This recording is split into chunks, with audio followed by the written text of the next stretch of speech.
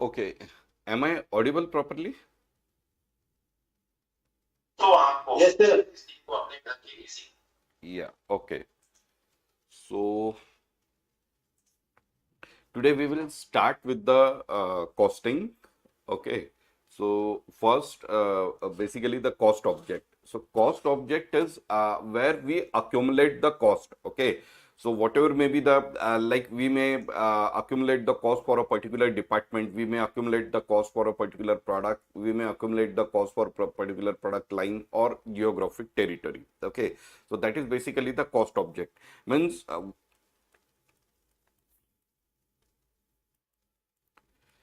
say for like on a particular object, say for department, okay, we accumulate cost related to related to department. So department becomes the object. Okay, this is object. Okay, why we consider this as the object? Because we are collecting the cost for particular department.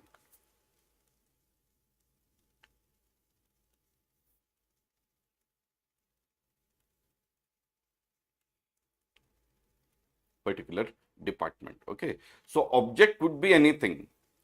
Okay, it may be the product, it may be the department, it may be the geographic areas. Okay, so whenever management want to take any decisions, they need to evaluate for a particular product what is my cost, or for a particular department what is my cost. Okay, so whenever we are accumulating the cost or collecting the cost for a particular object, okay, so that is basically the cost object. Okay, so there are two type of cost further. One is basically the product cost,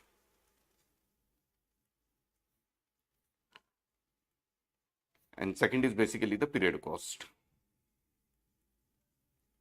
Okay, so product cost is basically when we are accumulate the cost or charge the cost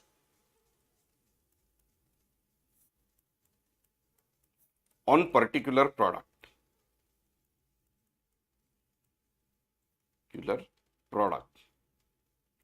and period cost is for a particular period.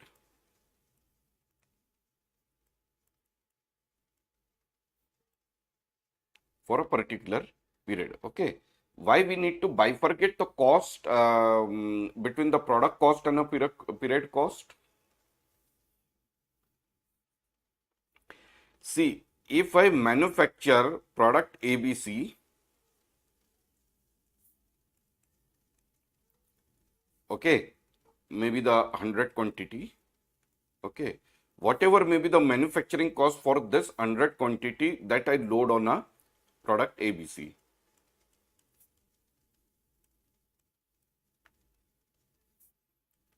Production load on product ABC. Product ABC. Okay. But out of this 100, if I am able to sell only 80 quantity, okay, so in my PNL, I cannot charge the cost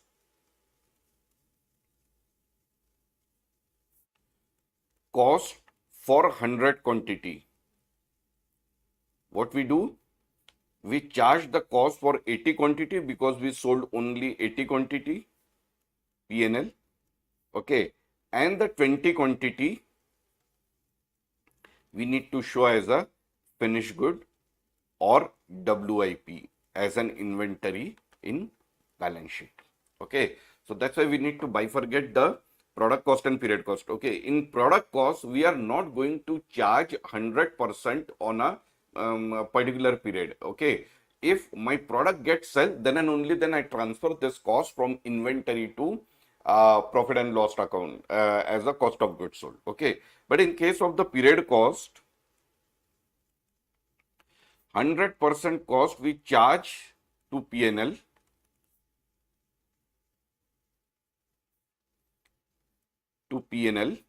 okay, for which period we incurred the cost. period, we incurred the cost. Incurred the cost. Okay. So that is basically difference in product cost and period cost. Okay. So if you see here, period cost are expenses in the period in which they are incurred and represent the non-manufacturing cost of selling the product and administer. Okay, so that I will explain. Okay, so first difference in product cost and period cost is basically product cost is related or the cost incurred for a particular product, and we charge to P&L if the product actually gets sell. Okay, and the period cost is basically irrespective of the selling quantity sold, we charge entire cost to P&L for a particular period. Okay, now we need to see what what constitute product cost.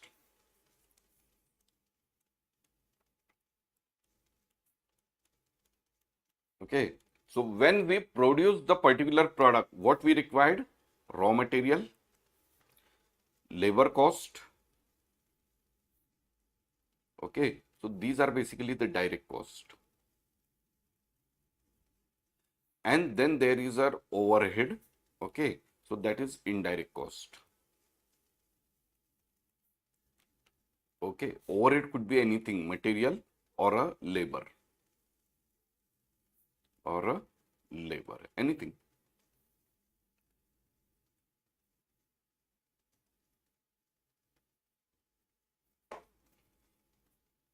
Okay, okay, but these are basically the indirect, keep in mind.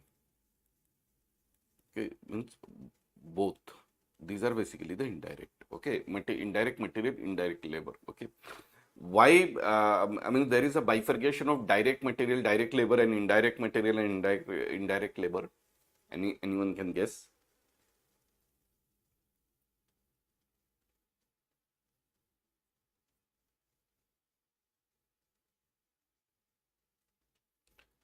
If you can trace a particular raw material within a particular product, then it is a direct cost. Okay. Or if you apply a particular labor hour for a particular product, then it is a direct labor. Okay. But if there is a supervisory activity or the maintenance activity, okay, where you cannot allocate directly cost to a particular product, then you need to consider this as an indirect cost. Okay, but it is related to the operation. Okay, so can you give some example of indirect material or indirect labor or any indirect cost?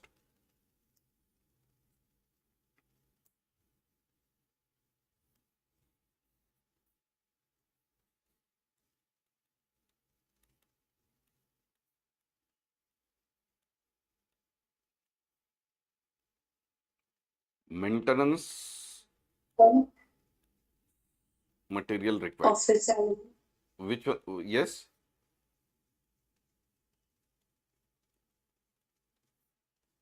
Yeah, someone is giving an example. Yeah. Your office rent and office salaries. Okay, these are the part of the period cost, not the product cost. But you are very near actually. If you can use, instead of using a word office, if you can use the word factory, then it is basically the indirect cost. Like supervisor salary. Yes. Okay. Then factory insurance. Installment cost. In what again? Installment Installment for what? machine. Okay, so yeah, that is also the, any cost related to the, you can consider maintenance or, yeah, or I can say interest on loan for machine, correct? Okay, so in simple word, if you cannot trace the cost or allocate the cost to a particular product, then it is an indirect cost, but it should be related to the factory or the operation. Okay, it should not be the administrative or the selling cost. Okay, so these are basically the indirect material or indirect cost. Okay, then there are two more terminology. Prime cost. Okay, and the conversion cost. Prime cost is those costs without incurring this cost, you cannot manufacture the product. So it is direct material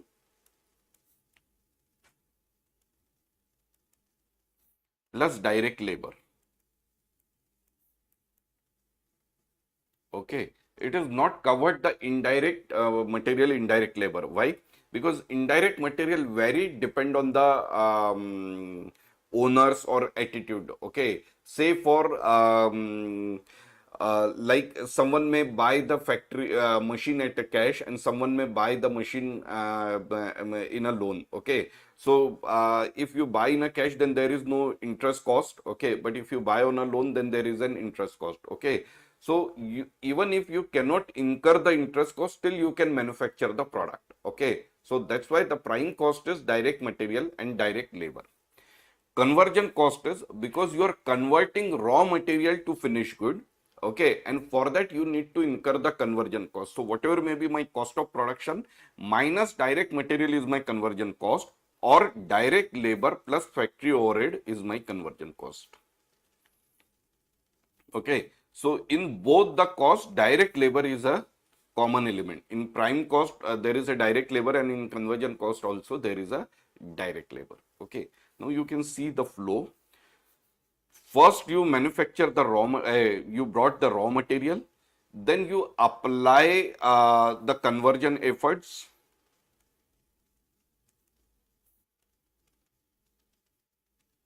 Okay, if raw material is not converted to finished good, okay, then you need to consider this as a WIP, and if it is converted fully, then it is considered as a finished goods. Okay, and when you sell it, then it is your cost of goods sold, and charged to P&L. Okay, raw material, WIP and FG, these are basically the charge to balance sheet. Okay, when you sell the material, then you are going to credit to inventory or the balance sheet, and debit to P&L, means cost of goods sold. Okay, period cost we already discussed. It is mostly, I mean, irrespective of the production. Okay, we are charging to P&L. Okay, on the basis of period. So you can take the example of the rent. Okay, that is basically the period cost. Okay, so and mostly in a period cost, it is basically the selling expenses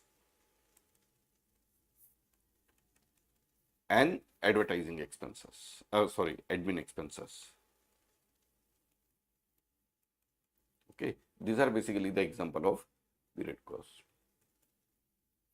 Okay, so cost accounting system are designed to meet the goal of measuring cost object or objective, and the most frequent objectives are the product costing, income determination, and the efficiency measurement. Okay, so we will when we study the standard costing. Okay, so at that time we will see the efficiency measurement. Okay, product costing, basically whatever we discuss, means if I am manufacturing the product ABC,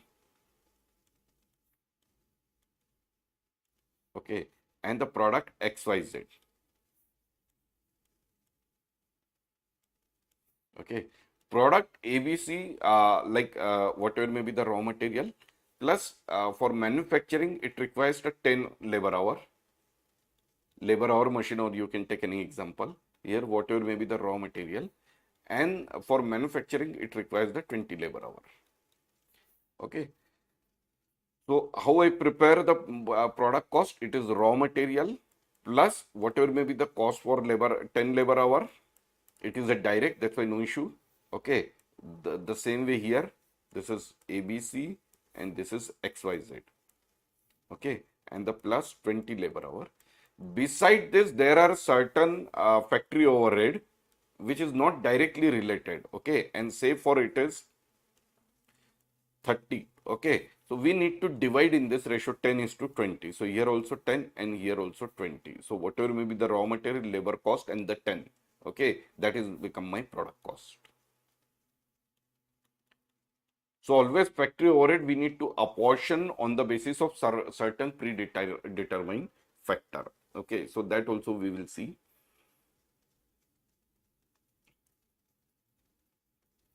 Then the tracing cost to the cost object.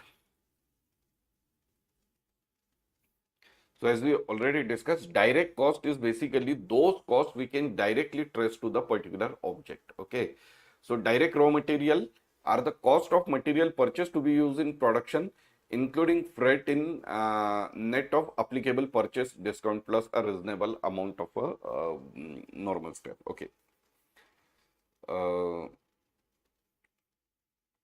Say for I want to use the 10 kg of raw material, okay, instead of giving any name, okay, and the cost for this raw material is $5 per kg, okay, and plus there is a freight, means from I need to incur an additional expenses of $20, or not the $20, $2 to bring the material from supplier place to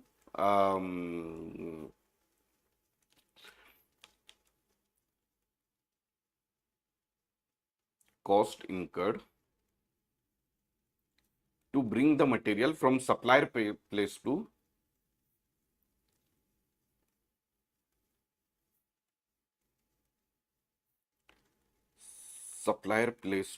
factory. Okay. So here for 10 kg it is $50 and the plus $2. So total cost is $52. So that is my cost of production for the cost of raw material. So whatever may be the cost incurred to bring the material within the factory premises, that is also the part of direct material cost. Okay. Then direct labor, that is basically the cost of the labor that is directly related to the production of a product or the performance of service plus reasonable amount of expected downtime for the labor. Okay. So like if for manufacturing product ABC, I require 10 hours. Okay. And the setup time means like before you start the work, you need to do some activities so that you can do your work. Okay. Say for organizing the tools or organizing the place. Okay. So that is basically the 1 hour.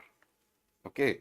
So we need to consider, because it is incurred by the direct labor. So like I need to consider the cost of 11 hour for my product ABC.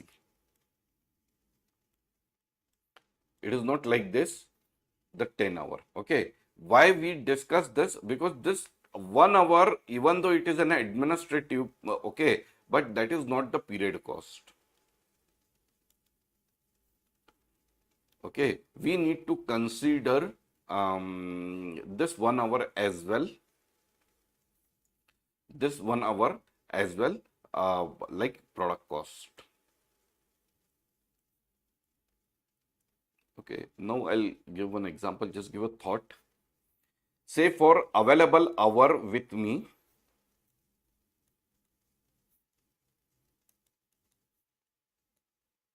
is 100 hour, okay, but the work I have is for 20 hour, okay, including the setup and everything, okay. So this balance 80 hour, do I need to load on a product? Ideal time?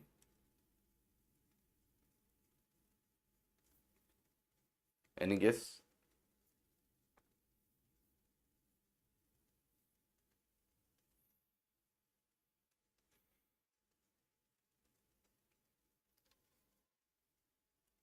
Means when if you calculate the cost of your product and you are aware that you have an available capacity or the available hour is 100, okay, means you need to incur the cost for 100 hour, but you can utilize for actual production on the basis of load available or on the basis of opportunity available, you can utilize only 20 hour.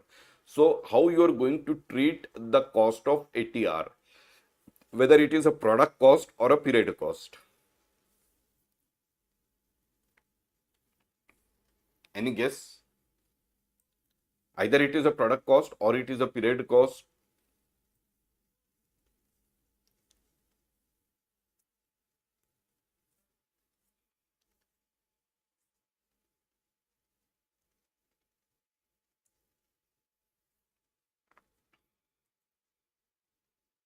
Product, sir.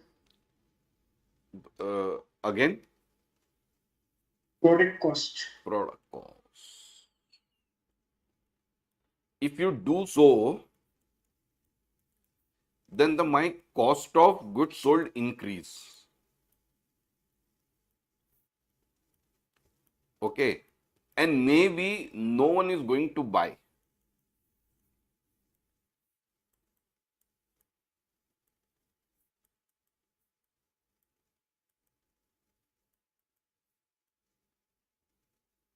Right?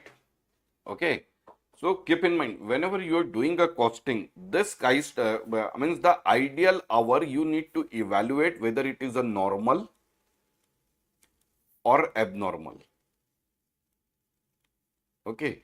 Any cost which you cannot avoid, that is part of your product cost. But if the cost that you can avoid, okay, that is basically the period cost.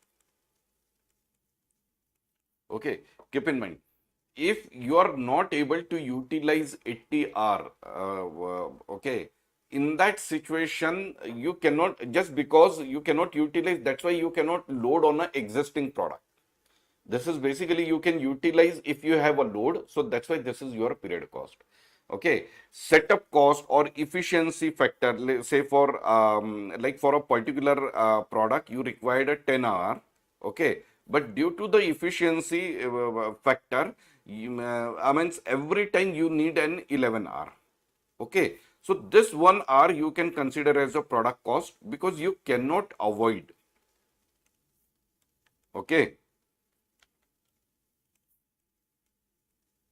Okay, but like if you have an 100 hour and you can utilize the 20 hour for production, that 80 hour either you can avoid by giving a layoff to the employee,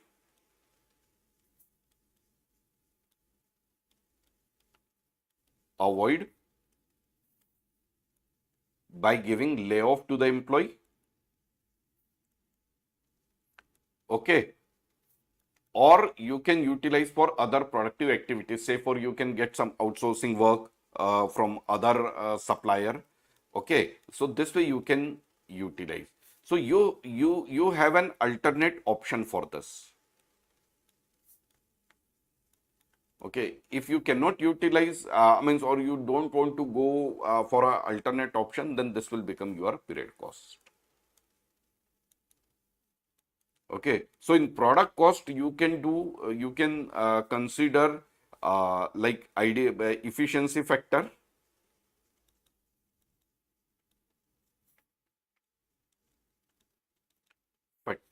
normal breakdown,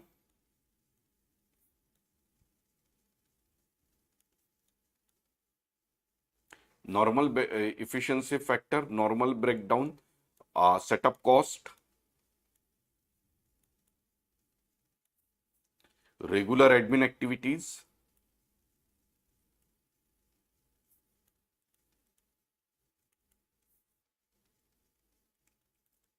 Okay, this can be the part of product cost.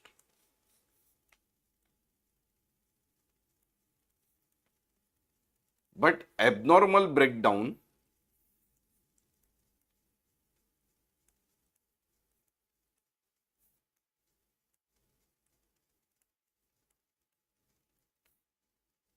ideal capacity,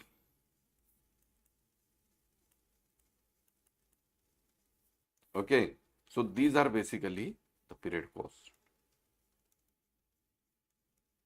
Okay, see why abnormal breakdown also we consider as a period cost, because if I like maintain the machine on regular basis, we may not face this kind of situation. So this kind of situation we can avoid. Okay, so that's why abnormal breakdown is considered as a period cost. Okay, normal breakdown means in any situation you need to give a rest a machine maybe for a 5 hours in a week. It is like this. So this is basically the normal. Okay, or the any regular wear and tear part replacement time. These are basically the normal. Okay, so that I mean whatever the cost we need to incur or whatever may be the productive hour we are losing, that is basically the part of your product cost. Okay, so that you need to keep in mind. We can see the one illustration. Spud Furnishing Inc. manufacture custom couches, raw material, fabric or leather used in the production process of a custom order. Okay, a couch are considered direct material and are easily traced to the cost object, the custom order. So time spent by the upholsterer to make the couch is considered direct labor and is also easily traced to the cost object, the customer order. So any cost which you can trace in a particular product, okay, that is basically the direct cost. Then indirect cost. So we already discussed the indirect cost example, means which you cannot trace in a particular product. Okay, so these are basically the indirect cost. So Spud Furnishing manufacture customer couches and purchase cleaning supplies used in the manufacturing area and the small replacement part for the manufacturing machine. These items are indirect material and that do not directly benefit any specific cost object. Okay. So like any material which we are utilizing for maintenance purpose or any material which mainly for a maintenance purpose, which is not directly linked with the product, these are basically the indirect material. And the indirect labor, mostly it is a supervisor's salary. I mean, you cannot load on a particular product. Okay, it may spread over a particular department, something like that. Okay, these are basically the indirect labor. So indirect labor is the cost of labor that is not easily traceable to a particular product, service, etc. Most often, this type of labor support the manufacturing process but does not work directly on the specific job. Okay, means you just need to keep in mind the example of the supervisor salary. Okay, he is not basically contributing a product, but he is managing the labor. So indirect labor, Spud Furnishing Inc. manufacture custom couches and employ forklift driver, maintenance worker, shift supervisor, worker in receiving department, janitorial staff, inspectors, engineers, training and other human resources staff. This cost are indirect labor. Okay. So, I mean, you can take an example of the human resource department. They are supporting for the hiring the people, for operation. Okay, but they are not directly contributing to manufacture the product. Okay, so that's why whatever may be the HR cost is my indirect cost. Other indirect costs are indirect cost other than those material or labor. So Spud Furnishing incurs cost of depreciation of the facility and machinery, rent of the production warehouse, machine maintenance, property taxes on the building, insurance, rent, utilities. This miscellaneous facility cost are other indirect costs. Again, we already discussed prime cost, direct labor, direct material, and the conversion cost, direct labor and manufacturing overhead. So keep in mind, direct labor is common for prime cost and the conversion cost. Then overhead allocation using cost driver. Okay.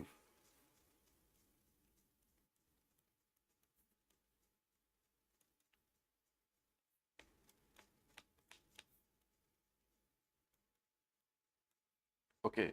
What is the difference in cost driver and cost object that you need to consider? See, cost object is basically accumulate the cost. Okay. Then this cost load on a product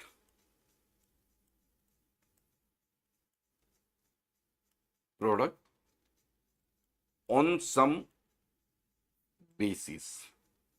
So this basis is basically the cost driver. Okay. Say for like purchase department costs.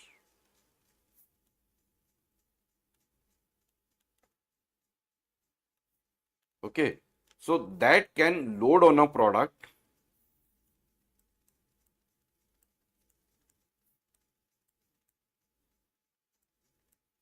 on the basis of either value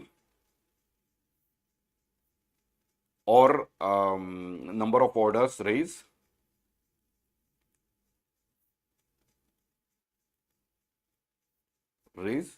okay, value means purchase value.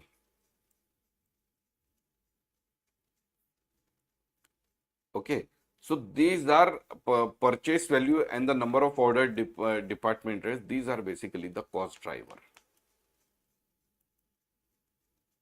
Okay, so like I'm see, if I'm manufacturing the customized product, okay, or the so job 1 and the job 2.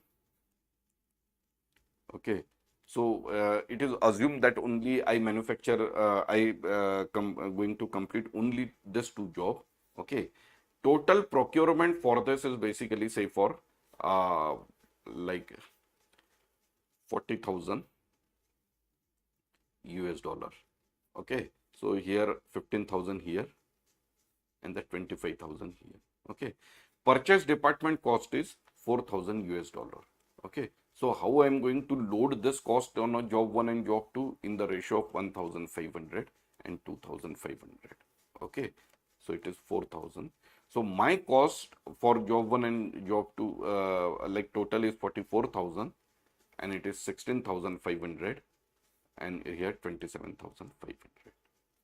Okay, clear? So this way we are allocating the overhead cost on a product. Okay, so the basis which we are using for the allocation is basically the cost driver. So allocation basis, the cost driver that are used to allocate indirect cost are referred to as the allocation basis. Okay, accounting for overhead. So when traditional costing is used, all indirect costs are allocated to single cost pool called overhead and then allocated as a single pool. Overhead may also be allocated using activity based costing. Okay.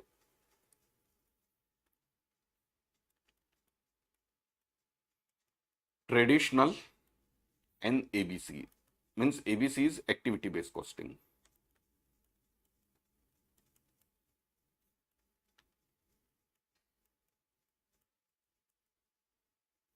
Okay, we can just take an example of some indirect cost example. Okay, so insurance. Okay, then maintenance expenses, shift supervisor,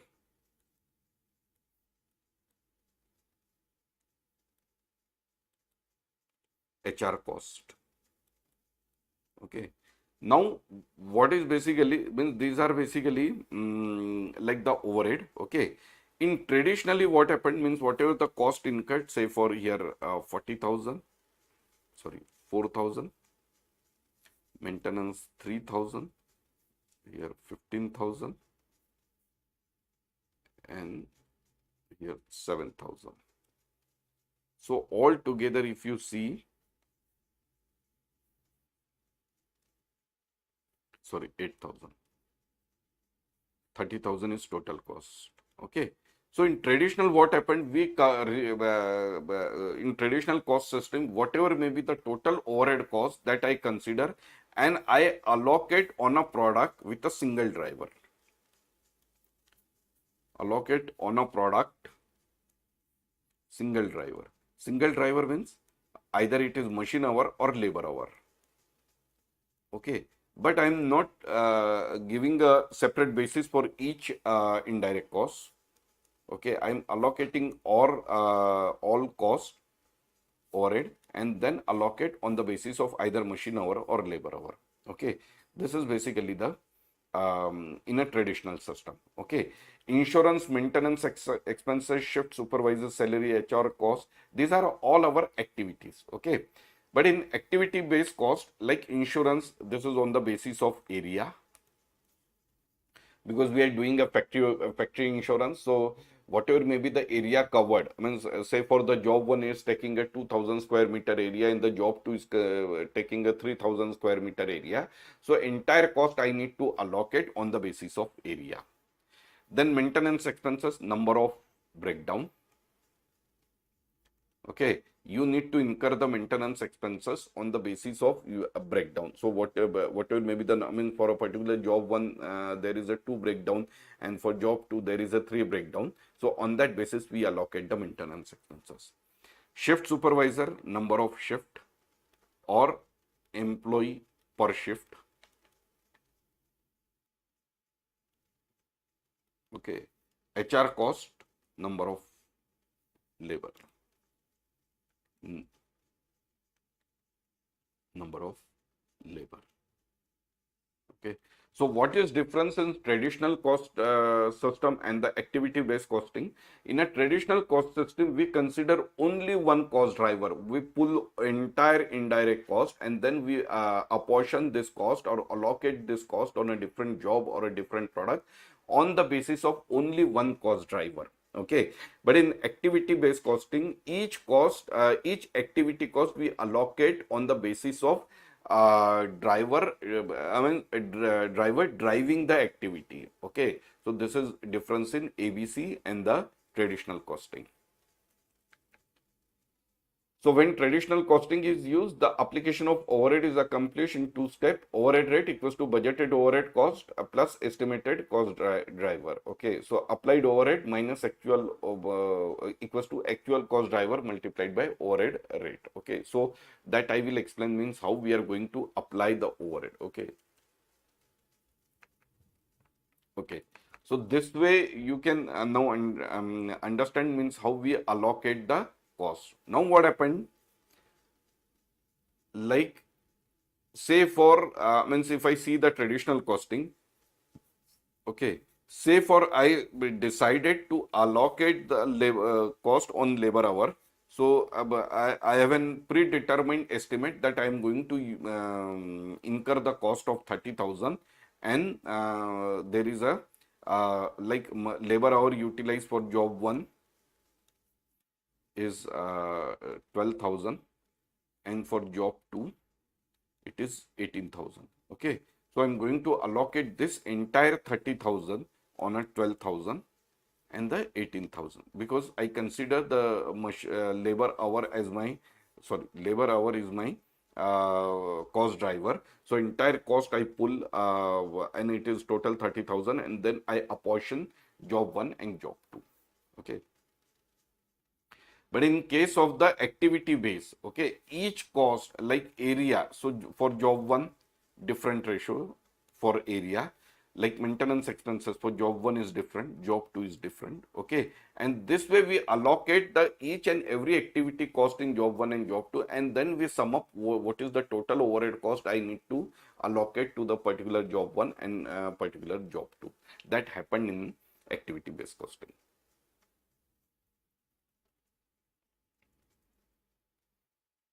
Any doubt till now?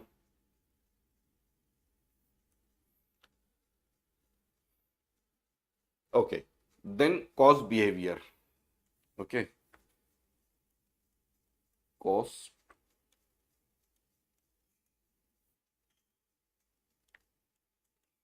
Okay. So there are 3 type of cost. Variable cost,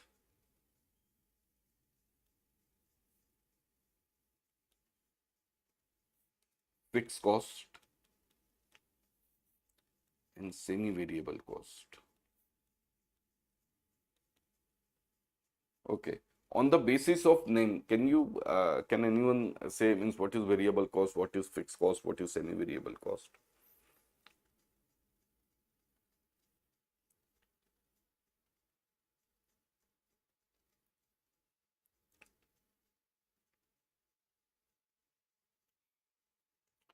Variable cost change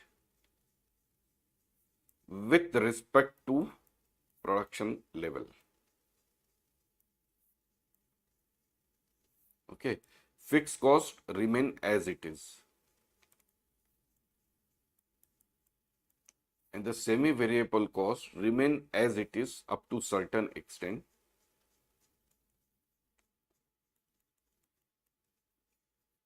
Up to certain extent, and then increases level and then increase. So these are basically the variable, fixed and semi-variable. Okay. So like direct material, direct labor, these are variable. Okay. Depreciation, these are fixed. Okay. And the semi-variable cost are those costs, okay, say for like premises rent. Up to certain level, we need to pay a fixed amount. Okay, but when like my I need to increase my capacity, then I need to take an additional premises. Okay, and this will again increase my cost. Okay, so that is basically the semi-variable cost. Okay, in actual, all fixed costs oblique semi-variable costs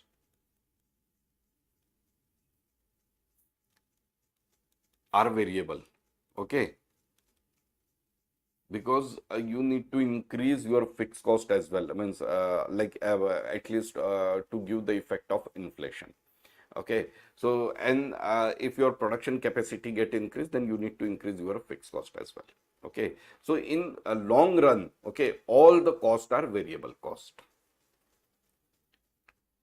So variable cost, it increases with respect to production. Fixed cost, it is always constant. Okay, it will not depend on the production. Okay, so in variable cost, per unit cost is constant.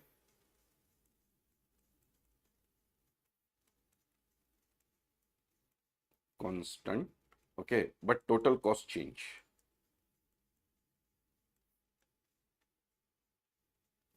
Okay, in fixed cost, total cost constant,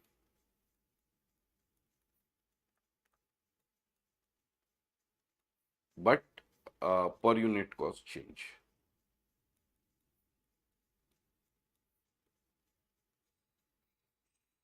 Okay, so that is basically the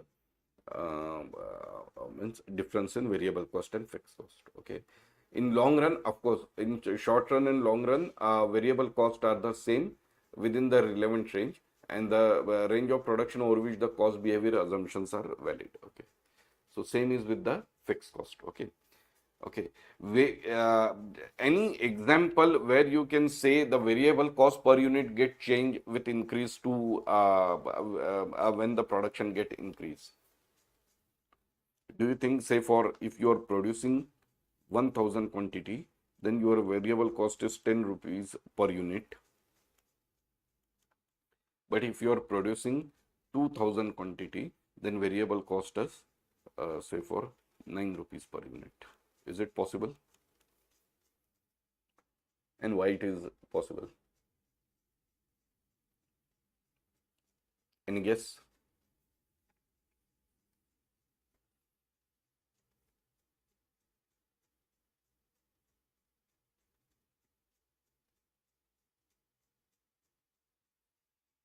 See, if you get the quantity discount, then my raw material prices get decrease.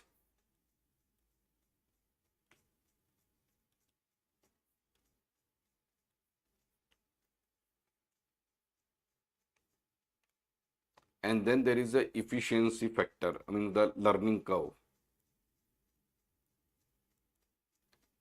Learning curve is basically when you are producing 1 unit, you require the 10 hour, but when you are producing 2 unit, you require the 18 hour. Okay, what does it mean? 10% efficiency is there.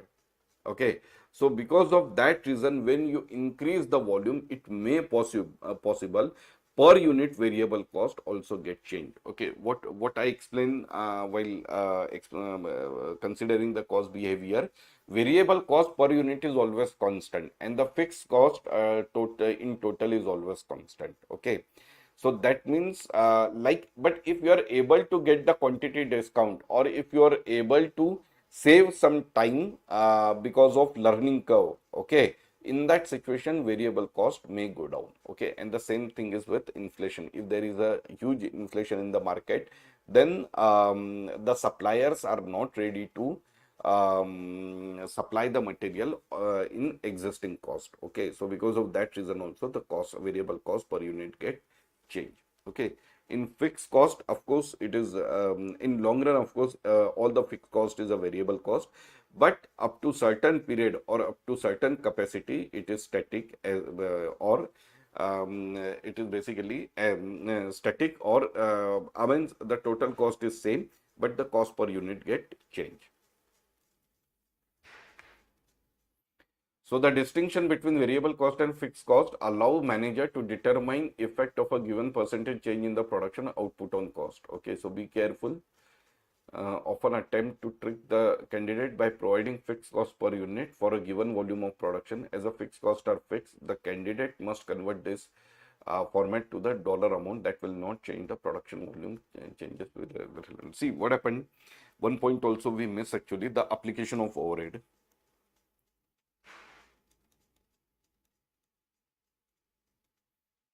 Factory overhead.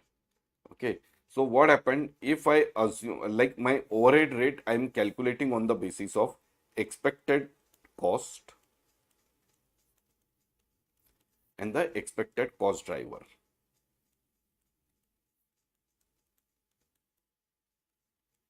Okay, so say for like my design department, okay, for them my cost budget is say for 1 million, and they need to give, or they need to invest at least 100,000 R, design R. That is my expectation. Okay, so then what is my overhead cost for a particular product or per hour? Per hour is $10. Okay, now how we recover the cost? Okay, it is all budgeted. Okay, so what happened now in actual situation, if I incurred actual costs of 1.10 million, okay, but I'm able to produce, okay, design R 90,000. Okay, actual design R produce or utilize is 90,000. Okay, so how I am recovering the cost? 90,000 multiplied by 10, which is the standard. If you see here, we calculate $10. It is a standard. Okay, so for product, I am applying with a $10, which is basically the 90,000. Sorry, yeah, 1 million, 900,000, 90,000 multiplied by 10, 900,000. So that goes to product. Okay, so that is basically the product cost. Okay, if this I'm utilized 90,000 hours only because I do not have a much work. That means it is a capacity issue. Okay, so whatever may be the differences, 110,000 minus 90,000, which is basically how much? 20,000. Okay, so that I need to consider as a period cost. It is basically the under absorb, and that is not because of the regular activity or the non-avoidable situation. It can be avoidable or it can be utilized if I have an additional work. Okay, so say for you, just keep in mind, Like when I budgeted 1 million cost for 1 lakh, 1 million cost for 1 lakh or 100,000 design hour. Okay. At that time, I incurred 1.10 million, 1.1 million, sorry, 1.1 million cost. Okay. But even though I have an available hour, maybe 110,000, okay, but I am able to utilize for the production activity 90,000. So 20,000 is basically the hour is an ideal hour. And as we already discussed, ideal hour we need to consider as a period cost, okay, because that is avoidable. Okay, instead of hiring for 110, if I don't have a sufficient work for me and I budgeted only 1 million hour, okay, so instead of hiring additional people, it is sorry, 100,000 hour, instead of hiring any additional people, I may need to reduce my team. Okay, okay, so this will help me to reduce my cost. Okay, but what I did, I added the people. Okay, and because of that reason my factory or my overhead get increases. Okay, and that cannot be the reason to load on a product. Clear?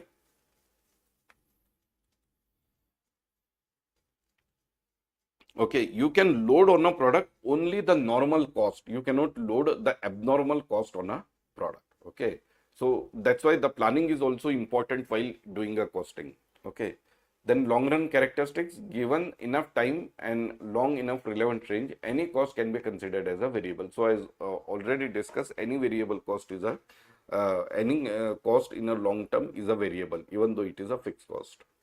Okay, so long run characteristics, depreciation is typically fixed cost in a relevant manufacturing range of a unit or up to production capacity, but can be considered variable in the long run. A new building will have to be purchased if the production level exceed and the plant capacity, thus possibly increasing the depreciation expenses depend on the extent to which the other facilities have been depreciated. So what happened?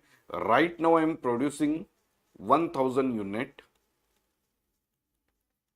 okay, on a per single machine. Okay, but now I am producing 1500 unit. Okay, but for that I need a two machine. So whatever may be the additional depreciation that I need to increase. So fixed cost is not as it is. Earlier we need to we have a depreciation pertain to one machine, but now we have a depreciation pertain to two machines. So my fixed cost get increased.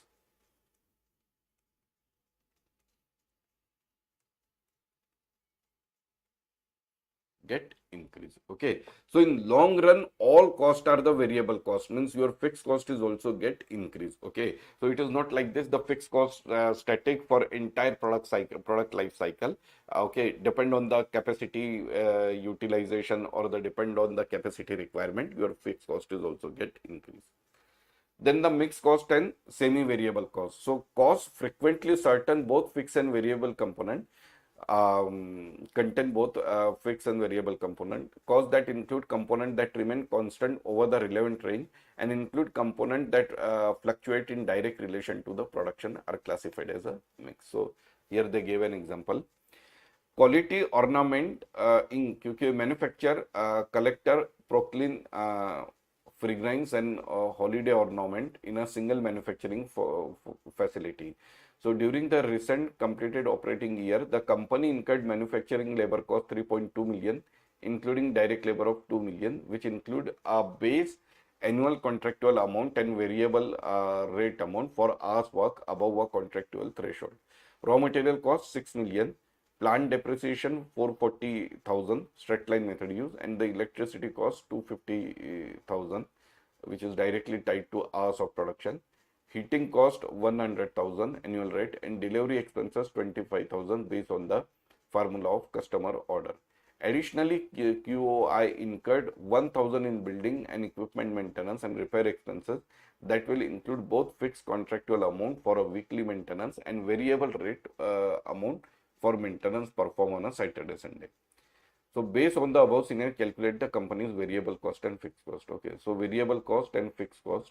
Mixed cost is basically whenever there is a variable and fixed component. Okay, so if you see here, incurred equipment maintenance and repair that include both fixed contractual amount for weekday maintenance and the variable rate amount for the maintenance performed on a Saturday, Sunday. Okay, so that's why there is a fixed and variable component, and there is a one more, include base annual contractual amount and a variable. So rent also having a fixed as well as the variable rate. So if you see here, okay, so one is maintenance and repair, and I think the second one is a indirect labor. That is basically particularly the rate activity.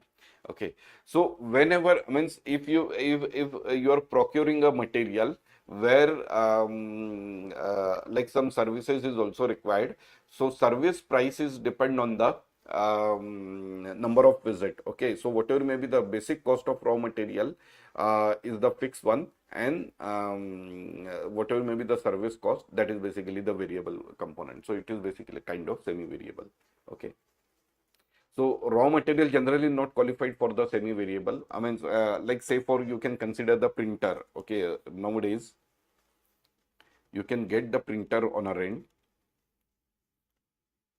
So where up to 1000 copies you need to pay the fixed rent. Above 1000 copy, per copy price is 0.10. Okay, so this is basically the fixed element, and this is basically the variable element. So this is semi-variable cost.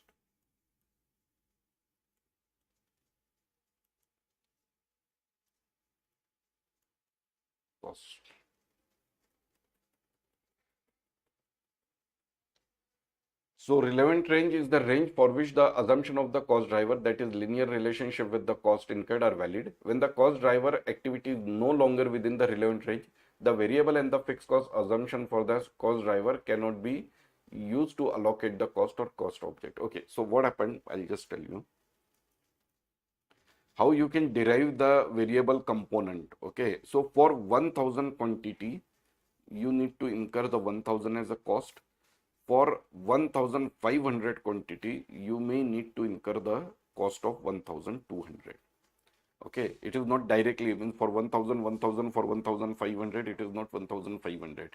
So there is a certain element, there is a certain component which is a fixed in nature. Okay, so what is my, for additional 500, I need to incur the additional 200 cost. So my variable cost is basically 200 divided by 500. That is my variable component, means 0.4. Okay, and the remaining fixed. Okay, now you can calculate for 1000 quantity, it is 0.4. So my variable cost is basically 400 and the fixed cost is 600. This is my variable cost and this is my fixed cost. Sorry, it is 600. Okay, now you can see here 1000. Okay, now we calculate for 1500. So it is 1500 multiplied by 0.4. Okay, and the 600, because 600 is fixed. Okay, so if you see, it will match with the 1200. Yeah. Okay, so this way we are going to calculate variable component and fixed component in a semi-variable cost. Okay, clear. So you need to generally, in examination, you may get the 3, 4, like 1000, then 1100, so 1050. I mean, I'm just taking a rough example. 1200, 1070, 1300, 1100, and 1500, 1200. So generally you need to calculate with the lowest and the highest. Okay, and ignore the middle one.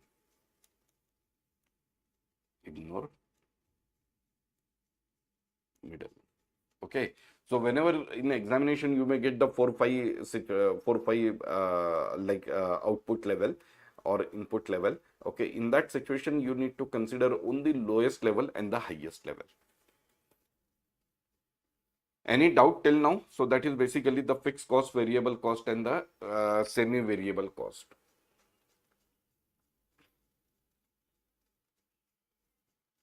Any doubt here?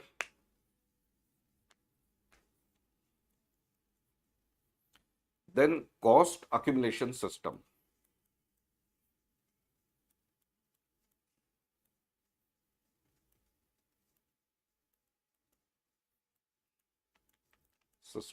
So what happened here? Like if you can consider the particular department, particular job, or the order. Okay. So what you are doing, whatever may be the cost incurred for a particular department, that you start to accumulate. Just we are giving here the cost center. Okay. Job is basically if there is a, I mean, so you can use the internal order. Okay. For a particular job, means if you are manufacturing a big machine and for that you need to build 5-7 small machines, and then you can club together or assemble it. Okay. So for each machine you need to create the internal order. Okay. For department you need to create the cost center, and if you want to accumulate for a particular sales order, okay, so you need to like accumulated cost on the basis of sales order. Okay, so these are basically the cost accumulation system. Means like you want to know what is my cost for a particular department, particular job, or particular order, or particular activity. Okay, so this way we need to means you need to give in a accounting system, you need to give a specific designation so that you can pull the cost related to the particular cost object. So although the cost commonly tested cost accumulation system, although the most commonly tested cost accumulation system are the job order costing and the process costing, there are many variations of the cost accumulation system that may appear on your examination. So operator costing uses component of both job order costing and the process costing. Backflush costing account for a certain cost at the end of the process in circumstances in which there is a little need for in process of inventory valuation. Okay. Okay, I'll tell you first job order and the process costing.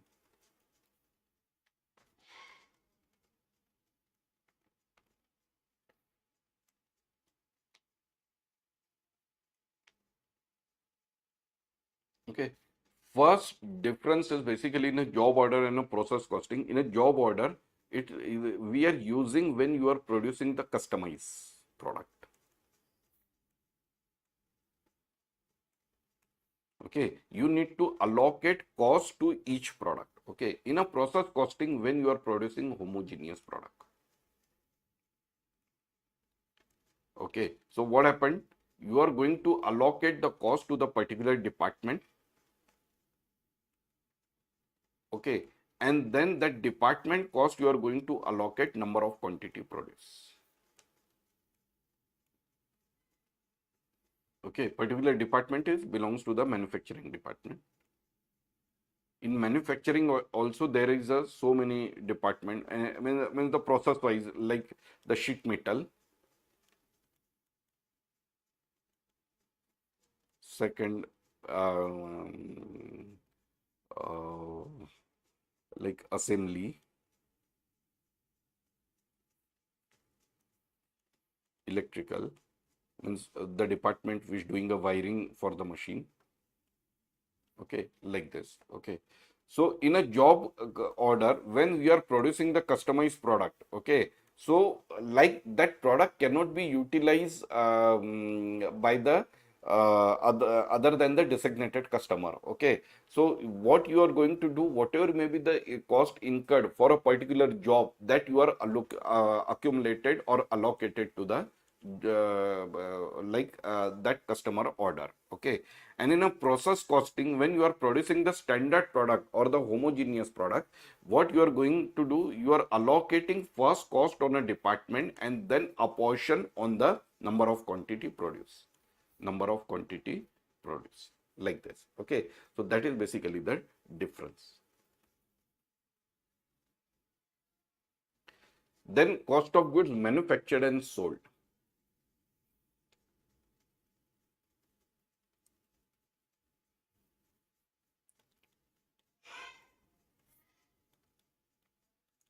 Cost of goods sold. Okay. Cost of goods sold manufacturer means we first need to take a raw material. Then we need to apply the conversion cost. We are using the WIP. Okay. But if I use the finished goods, like say for I produce 100 quantity here. Okay. So like whatever may be the 100 quantity, out of that I sold only 80 and 20 is balance as a finished good. Okay. So cost pertains to this 80.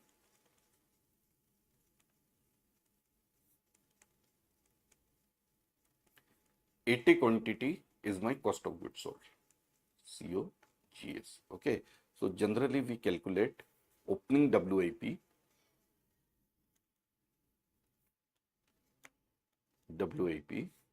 plus resource introduce minus closing WIP is my cost of goods manufactured.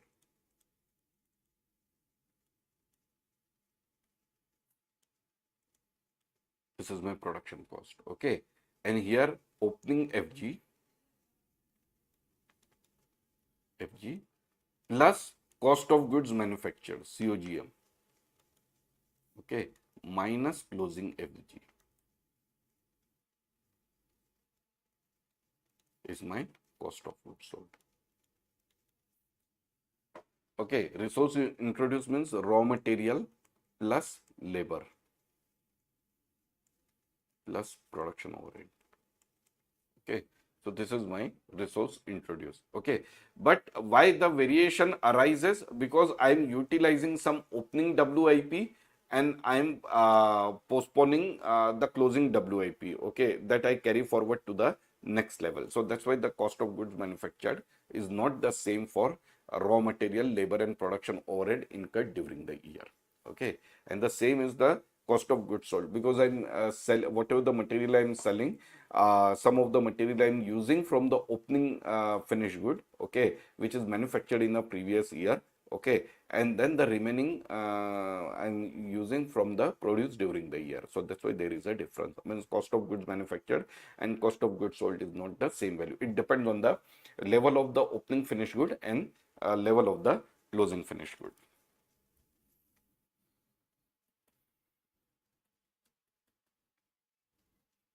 Okay, so you can see the example here.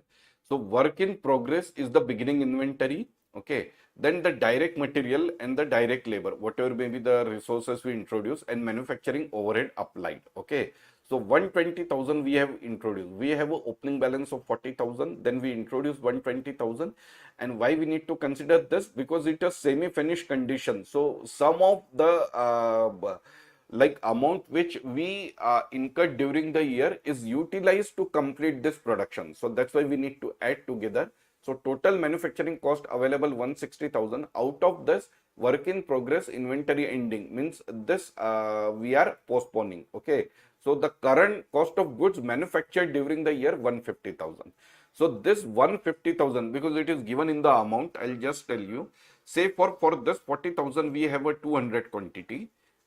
Total manufacturing cost we incurred, I mean, when we add this, so it is planning to complete the 1000 product, okay, and 1000 product, okay. So 20, I mean the 2000 and 1000. So I'm going to complete the 12,000 product, okay, this year. Means 40 maybe for like 2000 coming from a last year. This year I introduced for 1000, so 12,000 I am going to complete, but out of that 10,000, 1000 is incomplete, or the 500 is incomplete. Okay, so exact cost manufactured quantity is 11,500. I'll show you here. Same example, opening WIP. Okay, the 2000 quantity, for that, like only some portion I completed, but I'm getting a 2000 quantity. So 40,000 is my cost. Resource introduce, it is all direct material, direct labor and production overhead. This is for 1000 quantity and the cost is 1,20,000. 1,20,000. Okay. So now how much quantity I can manufacture? 1,200. For what cost? 120,000 introduced this year, but this 40,000 is also the cost of manufacturing. So it is 1,60,000. Out of that, the 10,000 is still in WIP phase. I'm not able to complete this. Okay. Sorry, not 10,000, 500 quantity. And for that, I already incurred 10,000 cost. Okay. So here 11,500 is my total production net and 1,50,000 is my cost. 1,50,000 is my cost. So this way this is basically the cost of goods manufactured. Okay. So it is also the closing WIP.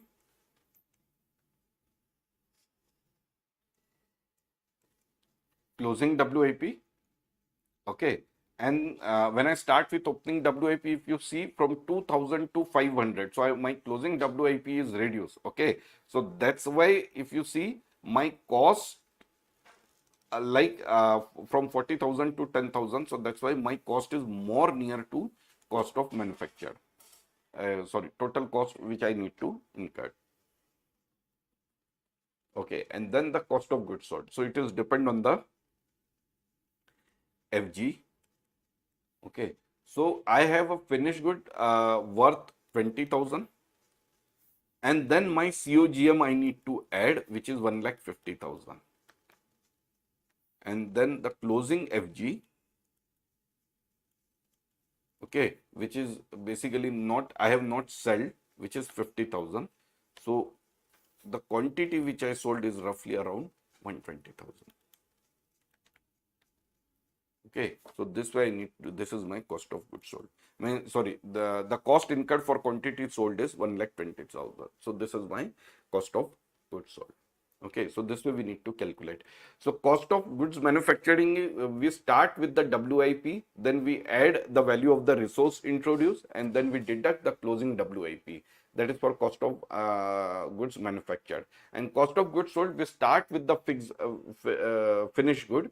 Then we need to add cost of goods manufacturing, and we need to reduce the closing stock of finished good, and whatever the amount available, that is basically my cost of goods sold.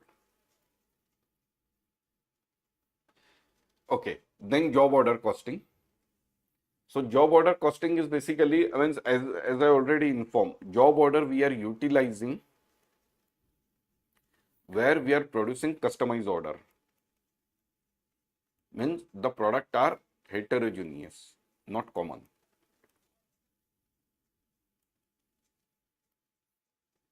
Not standard. Okay. So under job order costing, we need to allocate each and every cost to a particular job. Okay. So say for I have a 5 job.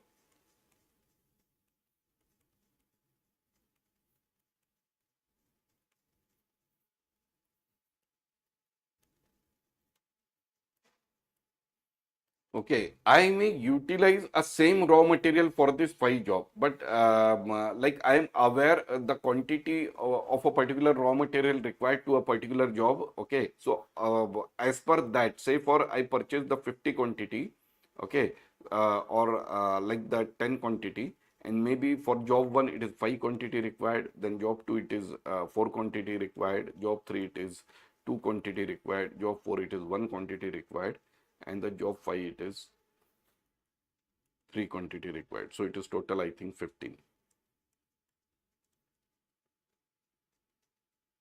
Yeah.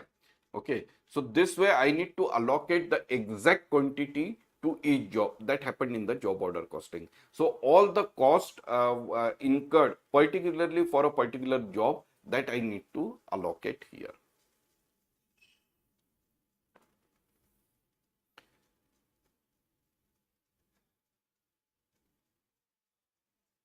So material requisition, okay, that we need to see.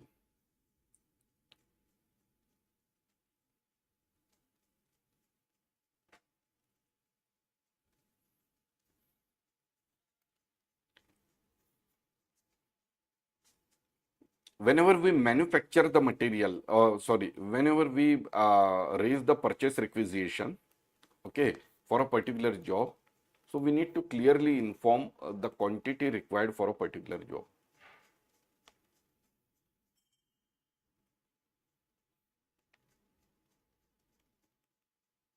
Particular job, okay, and labor time ticket means particular labor is working for a particular job, then he need to clearly mention how much time he spent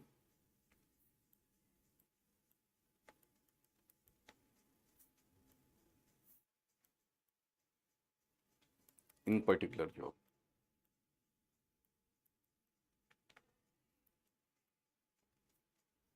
Okay, and the job costing requires a limited number of work in process account. Okay, so generally work in process, it is basically the limited, um, b- but it depend on the, see, if a particular job you require a 10-month time, okay, and your period in I mean every month there is a period end closing, okay, so whatever may be the activity you incur till date, that only you need to accumulate and you need to show this as a work in process. So job costing system are best suited for a customized production environment such as construction, aircraft, assembly, printing, etc. A new job cost record would be started every time a new job is started. Okay, so sometime what happened means a particular customer, he is giving a repeat order. Okay, for the same machine, for the same customized machine,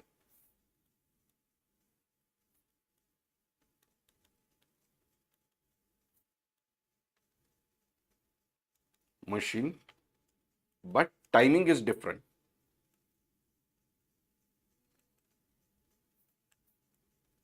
Like after 5 months. Okay, so in that situation also you cannot club this or job along with the previous one.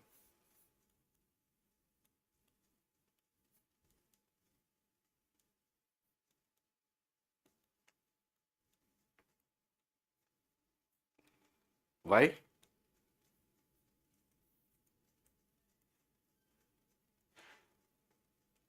Because the previous machine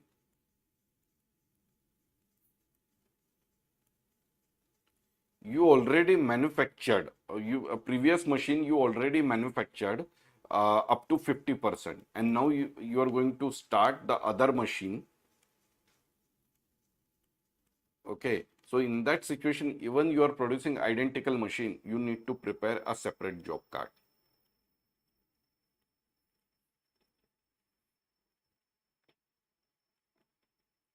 Job card.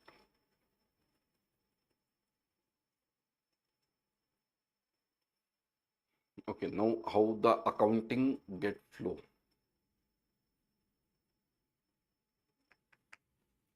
Okay, so we go one by one.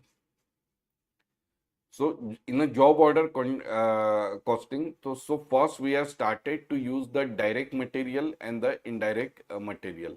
Okay, this is basically the raw material. Okay, so then it direct material, wage payable, and then there may be a manufacturing overhead. Okay, so this three component: direct material, wage payable, and the manufacturing overhead.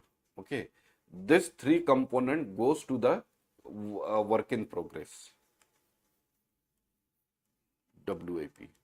From WIP to finished good. Okay, and here whatever may be the cost incurred, this is my cost of goods manufactured. Okay, from finished goods to cost of goods sold when actually material sold. Okay, So first, what we are doing here, if you see the raw material and then the work in process and the manufacturing overhead. Okay. So whatever may be indirect material, direct material issuance. Okay. Then wage payable, direct labor, indirect labor. Okay. And the manufacturing overhead, whatever may be the overhead applied, actual cost incurred, indirect labor, means we are accumulated cost, and then there is a application of the overhead. Okay. So direct in a raw material, this is basically the inventory account credited. So that's why it appear in a credit side.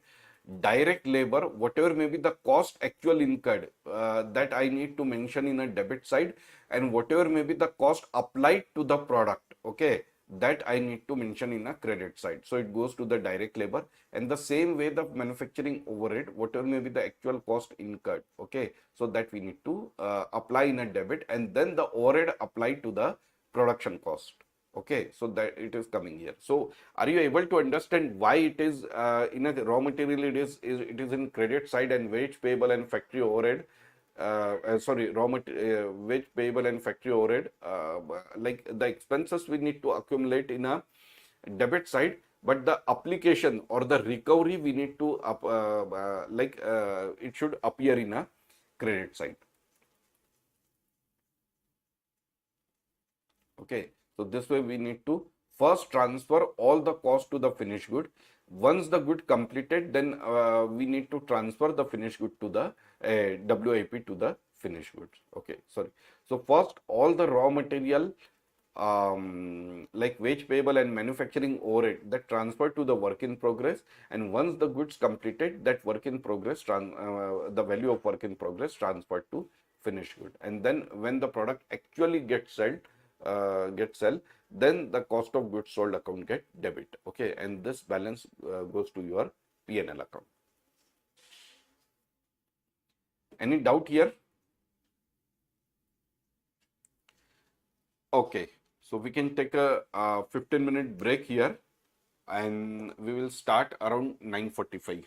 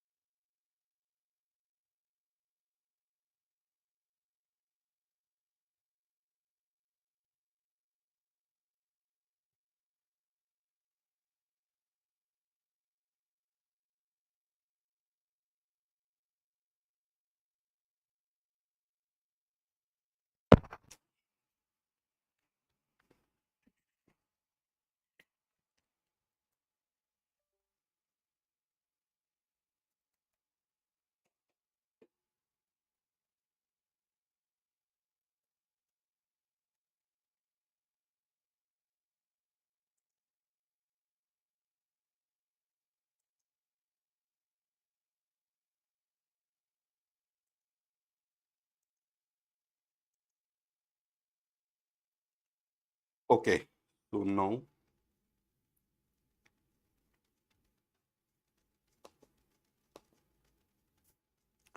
process costing.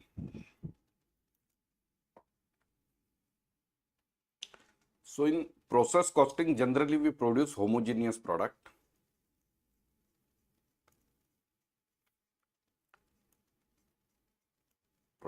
Okay.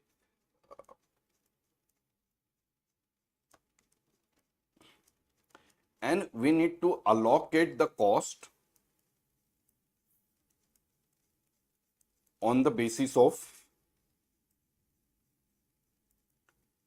equivalent unit.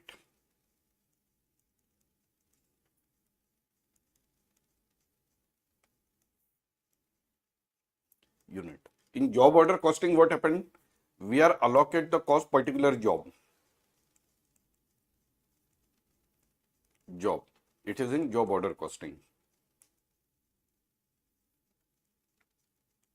Okay, but here we are allocating the cost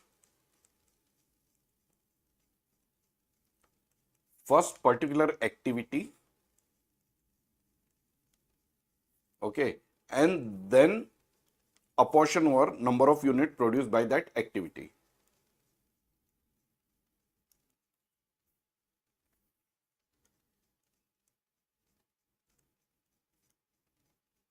By that activity.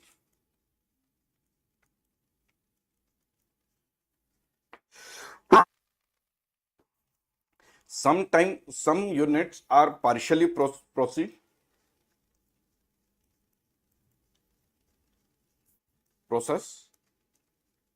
So that's why we need to consider equivalent unit. For example, if 1000 quantity partially processed, say for 50% process, so while allocating the cost, you need to consider 500 unit only. Okay, so that is basically, we will see in detail, but that is basically the process costing. In job order costing, we do not require to do all this activity because we are allocating the cost to the particular job. But in process costing, we need to calculate the equivalent unit. Okay. So again, summarize the flow of physical unit beginning with the production report, then calculate equivalent unit we just discussed. Accumulate the total cost to be accounted for production report. So particular whatever may be the cost allocated to the production department. Okay, and calculate the average unit cost based on the total cost and equivalent unit, and apply average cost to the unit completed and the unit remaining ending the work in process. Because as I said, 1000 unit out of this 50% process. Okay, that means it is in WIP. So that also we need to consider. We will see how we supposed to do it. Okay, so unit and cost collected on a production report. So cost incurred for a period as well as unit produced during that period are accumulated for on a production report. Say for 1000 unit produced means completed. Okay, and the cost incurred during the period. Okay, so 1000 unit completed and the cost incurred during the period.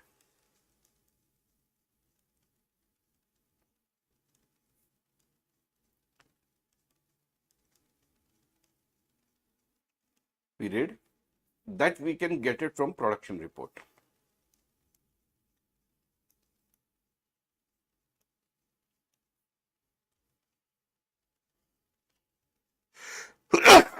Sorry. Okay. Physical flow of unit. The report include the beginning inventory, the number of units started and the number of units completed and the number of units remaining in the inventory. So opening WIP,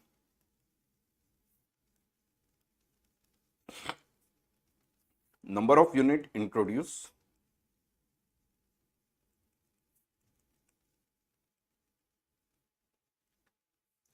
number of unit complete,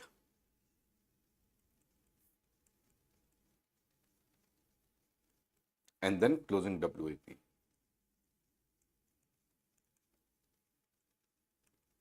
Okay, so always this equals to this. Okay, so this is always same. Okay, so unit accounting, the number of unit accountant is must equal the number of unit charged to the department, and the cost accounting, the amount of cost accounted for must also equal to amount of cost charged to the particular department. So because as I said, in a process costing, every department is doing certain processes on a particular product. Okay, so whatever the cost charged to that department and whatever the cost unit like produced by that department or introduced in that department, that we need to consider. So for example, here like there are the two processes, process 1 and the process 2. Okay, so in process 1, the opening WIP, okay, this is 100 quantity, then introduce 1000 quantity, completed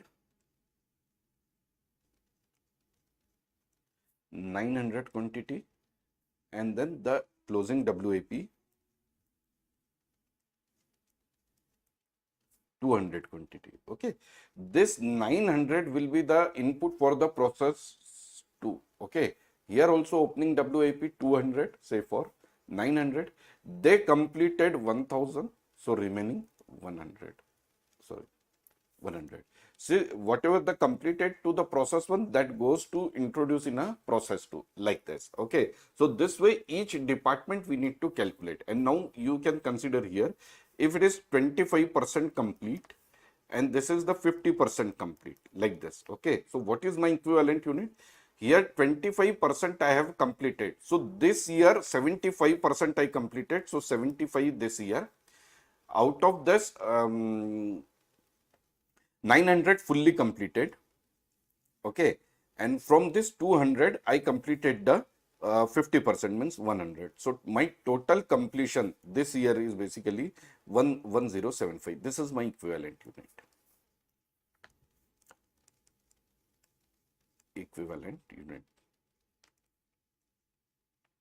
How much I completed in the current period from opening WIP I complete, because I got from previous year 25% completion. So 75% I completed this period. 900 I completed 100%. Okay, so again, just a minute. See, if I completed 900, so it should be not 900. It should be, because out of that 100 I already consider here. Okay, so that I need to consider as a 800. Okay, and then the remaining 100 I completed, so it is 975. Are you able to, because this 900 include the opening as well. Okay, so that's why I accounted separately 75. So actually introduced this year and completed this year, introduced as well as completed.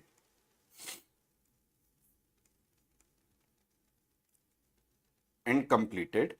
This is basically the 800 quantity, and the 100 quantity which I carry forward, but out of that, 200 quantity I carry forwarded, but out of that 100 I completed this year. So total equivalent unit is 975.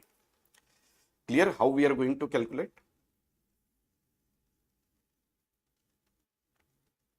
Any doubt here? Okay, so that mechanism you just need to keep in mind, because there are two different methods that we will discuss later on. Okay, but see what the total cost incurred during the year, say for 5 lakh, that I need to apportion on 975, like this. Okay, how I'm going to calculate 975? The quantity which I produce or the proportionately produce in current year only, this way.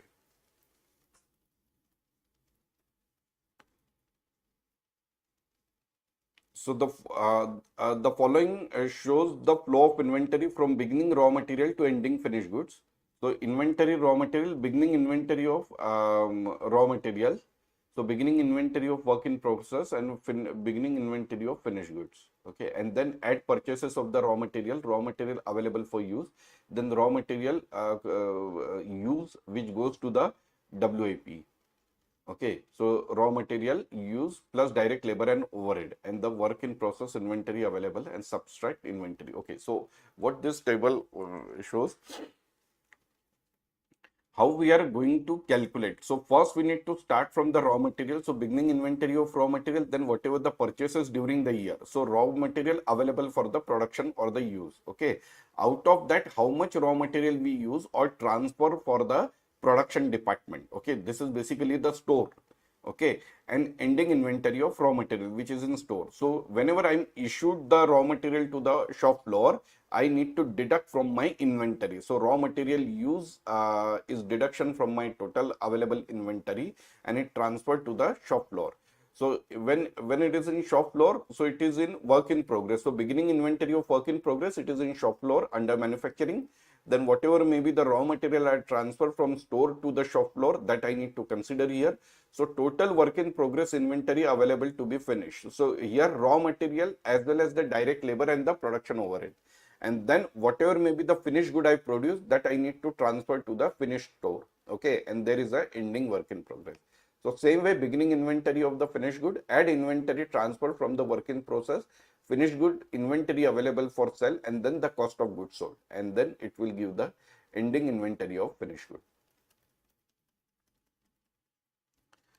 Okay, now the production report. So charge to department, this is the quantity. In the process beginning 5,000 quantity, transfer in 20,000. So total unit charge to department 25,000. Out of this 15,000 out, and it is in process. So total 25,000. And the cost is process beginning 12,000. It is the openings WIP stock. During the period incurred 85,000. So total unit 97,000. Transfer in 60,000 and in process 37,000. So it is 97,000. So it is simple. Any doubt here? Like whatever the opening available plus whatever the addition received minus whatever the transfer and equals to whatever may be the closing available. Then this is the important concept, equivalent unit. Okay. So cost must be attached to the completed unit as well as the unit that are partially complete at the end of the each period. So this calculation is made by taking into account the partially completed unit and by making use of the equivalent unit. So an equivalent unit of direct material, direct labor or conversion cost is equal to the amount of direct material, direct labor or conversion cost necessary to complete the unit of production. So we'll see. So you can see this example. Company X would like to produce 10,000 units during the first quarter. Okay. So the company obtained the raw material input prior to the production of each department and applied the necessary direct labor and manufacturing overhead to complete 75% of the production during the first 2 months, with the remaining production process to be performed in the third month.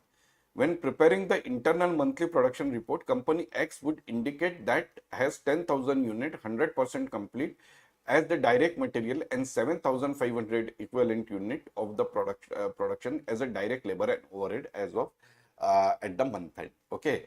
So this is basically because raw material we introduce at the time of start of the production process. So it is 100% complete. So whatever may be the cost for 10,000 unit, I am going to show this. But as the conversion completed is a 75%. So we need to apportion the total conversion cost incurred on a 75% of the total material introduced, which is 7,500. Okay. Now there are two methods, first in, first out, and the weighted average. Okay. So that you need to understand. See, first, I mean, the basic is basically, again, I'm explaining 1,000 quantity introduced, which is 25% complete. Okay. So this time we completed the 75%. So it is 75 we need to consider. We completed 1,000 quantity. Okay, this is including above 1.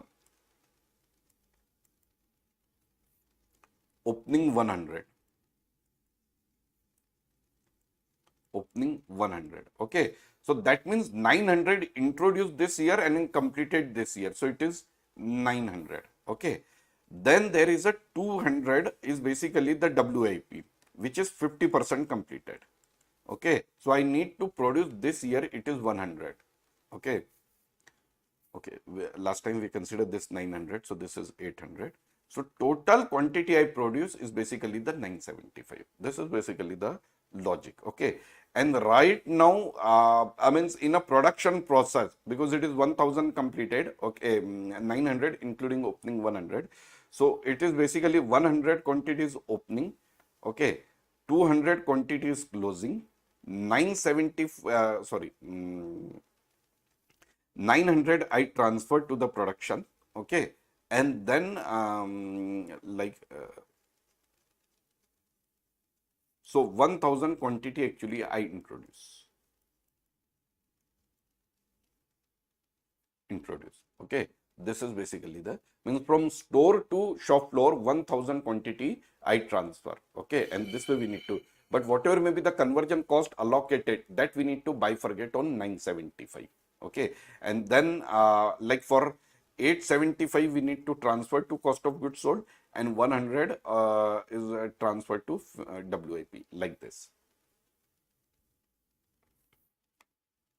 Okay, we'll see. Equivalent unit component. Okay, so completion of the unit on one hand at the beginning of the period, and unit started and completed during the period. Unit completed and minus beginning WIP, and third is unit partially completed at the end of the period. Okay, so whatever the completed. Okay, so here 975 is my equivalent unit. That is basically the first in first out method. Okay, and here when you are allocating the conversion cost, the whatever the cost we incurred during the year. So cost component, current cost incurred during the period are allocated to the equivalent unit produced during the year. Okay, so this is first in, first out. Okay, so whatever may be the cost incurred, okay, during the period, that we need to allocate.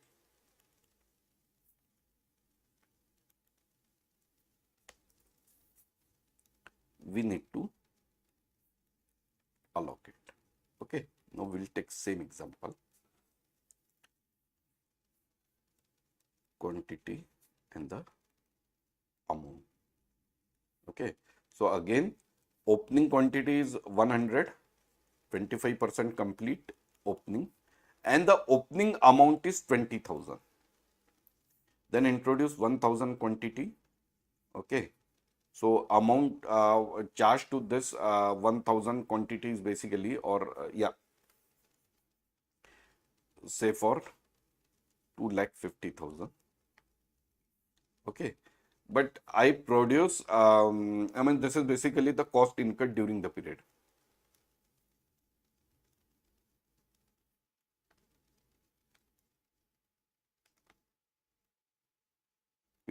Okay, out of that we completed the 900 unit, and then remaining is 200 closing WIP.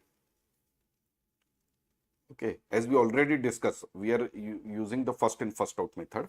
Okay, so equivalent unit production is 975, that we already discussed. I mean that 75 here, out of this 975 we already considered, so 800, and this is 50% complete, so it is 975. So what we need to do, this 2,50,000 we need to allocate on entire this 975. Okay, so 100 is basically the WIP, which is still in inventory, and the 875 we transfer to production, transfer to finished good FG. Okay, so we need to then 250,000 divided by 975. What happened? Divide by 975. So it is 256. Okay, so this basically 25,600, and then that we need to consider as a like inventory or WIP, closing WIP value. Okay, and then for this 875 multiplied by this one, so it is 2,24,359. So 2,24,400 you can consider, 224,400, that you need to charge to cost of goods manufactured. Okay, this happened in a first in first out. In first in first out, we consider the cost only for the period, and we consider the production only for that period. Okay, But if I'm using the WIP, weighted average, okay, so same formula, 100, 1900 and balance is 200, okay. So opening, introduce, completed, closing, okay, 25% complete, 50% complete, okay. The cost is 20,000 and 2,50,000, okay. So here what happened, weighted average, we need to consider the opening cost as well. So it is 2,75,000. Okay. Now this 2,75,000 I need to bifurcate on completed 900 plus 200. This is weighted average. Okay. Why I am considering it is 2,70,000, sorry, because I am considering the opening cost. So whatever I completed, whether it is carry forward from previous period, that also I need to consider. So here we need to allocate the cost on a, sorry, this is 100 because 50% is yet to complete, closing WIP. Okay. So whatever the completed, means 100% completed 900 including opening plus closing WIP completed portion. So it is 1,000 that need to allocate on 2,70,000.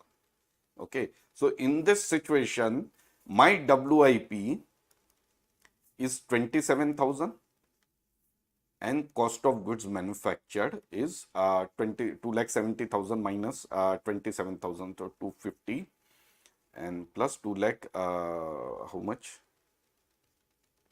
43,000 roughly. Okay. So that is basically the difference. Okay. What I did here, like opening WIP also I considered. Okay. So that's why the cost is there. So 2,43,000. This is basically the cost of goods manufactured. Okay. And this way you need to allocate. That happened in the weighted average method, weighted average method. This is first in first out method, where we need to consider only the cost related to the particular period and the equivalent unit produced during the year. In weighted average method, you need to consider the opening unit as well as the opening cost. Okay, so calculating the equivalent unit using the weighted average. So the weighted average cost method average the cost of production during the period with the cost incurred beginning work in inventory. So equivalent unit is unit completed during the month, including beginning WIP and unit started and the unit partially completed. So here I consider 900 plus 100. It is partially completed.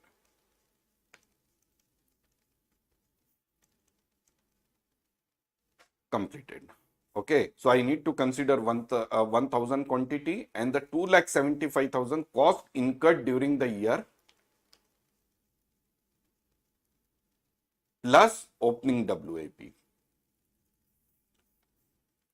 Sorry, it is total. This both the cost we need to consider for the allocation that we are using for weighted average cost method.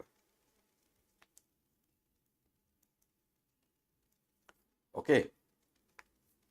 So the total cost including both the cost beginning inventory and the current cost are allocated to the equivalent unit to arrive at the weighted average unit cost method. Okay, so this way. Now we see the example.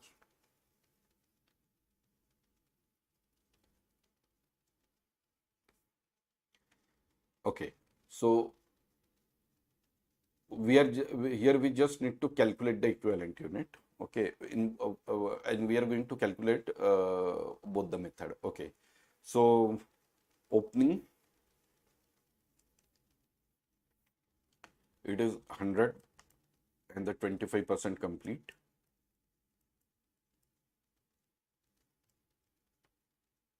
Complete. Okay, so for FIFO we need to consider 75 and for like weighted average, okay, wait, unit completed and transfer out, okay, which is 600 unit and work in progress, assume the following information. Okay, unit completed means unit produce, introduced number is not given. Okay, How much unit completed? 600. Completed and transfer out 600. So this 600 including this 75, okay, 100 quantity. So unit introduced is basically the 500, okay, and the last is closing, which is 200 unit. No, 800.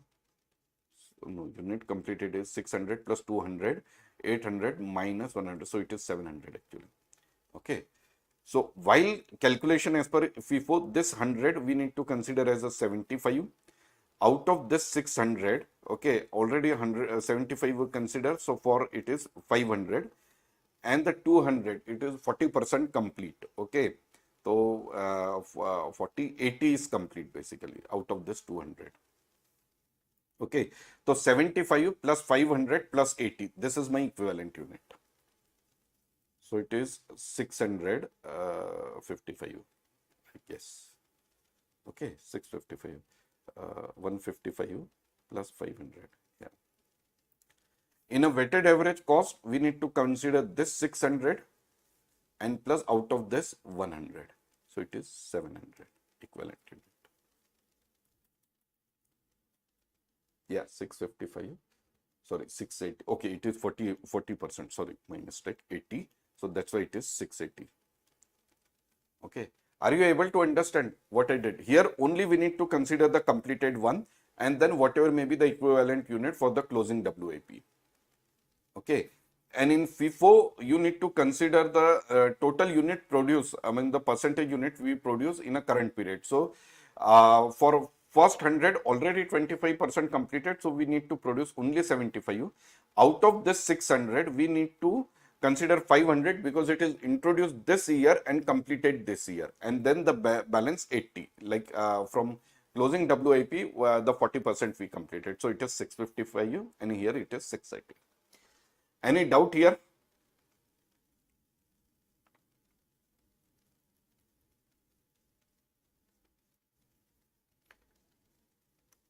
Are you able to understand? Because you may get the 3-4 questions on this point, weighted average and first in, first out.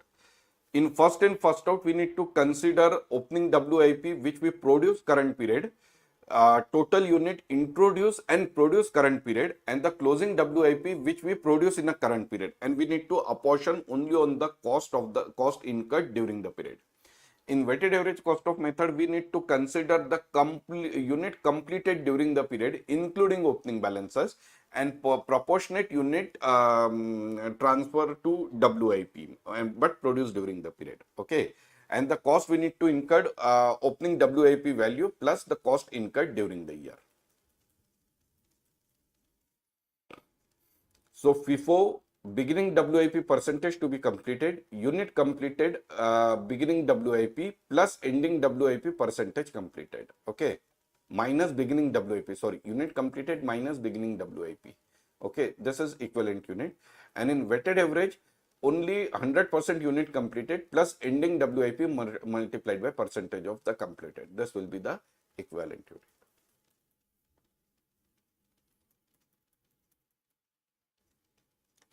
And in FIFO, current cost only and the equivalent unit, but in weighted average, beginning cost plus current cost divided by the equivalent unit. Okay. Any doubt here?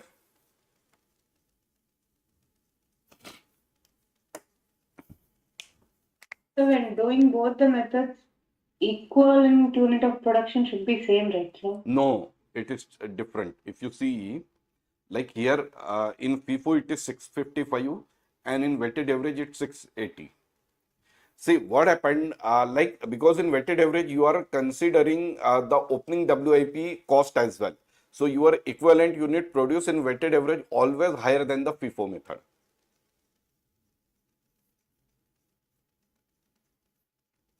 Okay.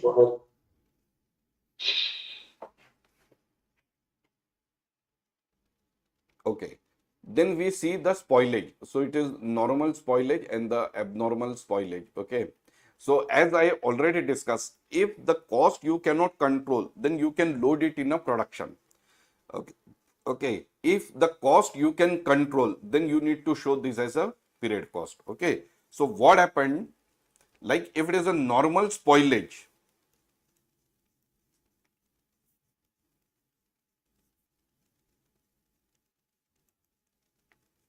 then you should not consider the quantity for allocation. So automatically the total cost allocated on balance quantity. Okay, so it is considered as a product cost.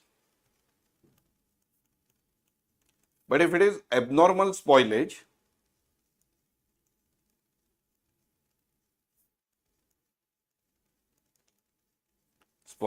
then you need to consider as a separate quantity, and the cost allocated to this charge off to P&L as a period cost.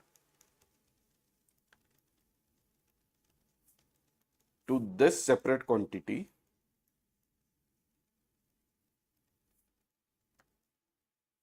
charge off to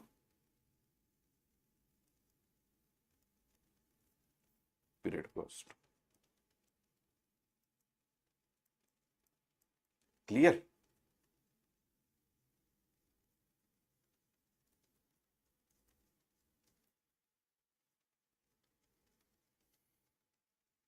Okay, so you can see here, computation for normal spoilage or shrinkage, per unit cost is automatically increased as a result of spoilage because actual costs are spread over the fewer equivalent goods or the leftover rather than actual unit produced. Accounting treatment, normal spoilage is capitalized as a part of inventory cost. Normal spoilage cost, if accounted for separately, are allocated to goods unit produce. Okay, so automatically, because total cost is considered in total quantity, but we are not consider the unit produce. Okay, so that's why it is automatically spread over the whatever the actual unit produce. Okay, abnormal spoilage should not occur under the normal operating condition and is excluded from the standard cost of manufactured product.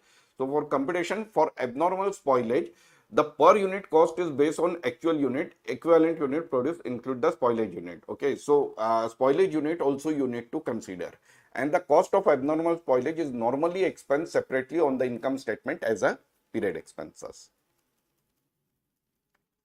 So we can see the spoilage application. So fresh baked company produces ready to serve fruit pies for the local restaurant and supermarket. During the month of April, the company had the following costs related to the production of 20,000 pies. So pies, yeah. So pie ingredients 45,000, baking labor 24,000, plant production overhead 11,000. These are basically the cost. Okay, and the quantity they gave, normal spoilage 400 quantity and abnormal spoilage 200 quantity. And the production is the following 20,000 pies. Okay, so now what is the unit cost pies assigned to inventory for April, and what amount will company assign as a period expenses? Okay, so we need to add all the cost, and then we need to apportion this cost on 20,000 plus 200 means 22,000. We should ignore the 400 unit. Okay, let's see. So determination of the inventory cost. So that is total cost is basically the total inventory cost 80,400. Okay, this is also the cost. Okay, 80,400, and then it is 20 to so 4.02. Prepaid expenses, marketing expense abnormal. So this 200 is not the quantity, it is the cost actually 1100. Okay, I'll explain this again, means you may get the question in an examination. Say for my total cost is like 1 lakh and unit produce, okay, so perfect 18,000, then normal 3,000 and abnormal 2,000. Okay, so what I'm going to do, this 1 lakh cost, I am going to apportion, means this is basically the 23,000, but instead of 23,000, I am going to apportion on a 20,000 and then bifurcate as a 1800 is a inventory, 18,000 is inventory, and the 2,000 is my period cost, like this. Okay. Then in 18,000, there is a subsequent bifurcation like WIP or FG, and this is cost of goods sold, like this. And that this 2,000 is period cost. Okay. Hope I am able to explain. Okay. And you are able to understand. Any doubt here? Try to understand. Okay. So whenever you are getting quantity produce which are normal and the abnormal losses, okay. So then you should ignore the normal losses from the total quantity produce and then apportion the total cost on the finished goods, cost of goods sold, and the abnormal losses. Then activity based costing.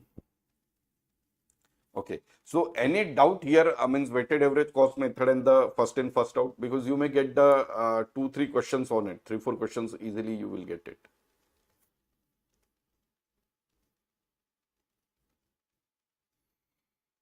Also. Okay, so now the traditional volume based type of operational cost driver, volume based. So traditionally costing system assign overhead as a single cost pool with a single plant wide overhead application rate using the single allocation base. So this rates generally the volume based cost driver such as the direct labor hour or a machine hour. So as we already discussed, means whatever may be the production overhead, we accumulate. Okay, and then recover on a product on the basis of predetermined single rate.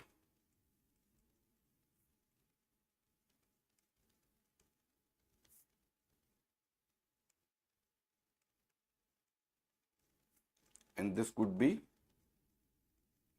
anything. Mostly it is machine hour or labor hour. Machine hour or labor hour. Even though you are performing 5-6 activities, still the rate is recovered on the basis of either machine hour or the labor hour. Okay, single with a single rate.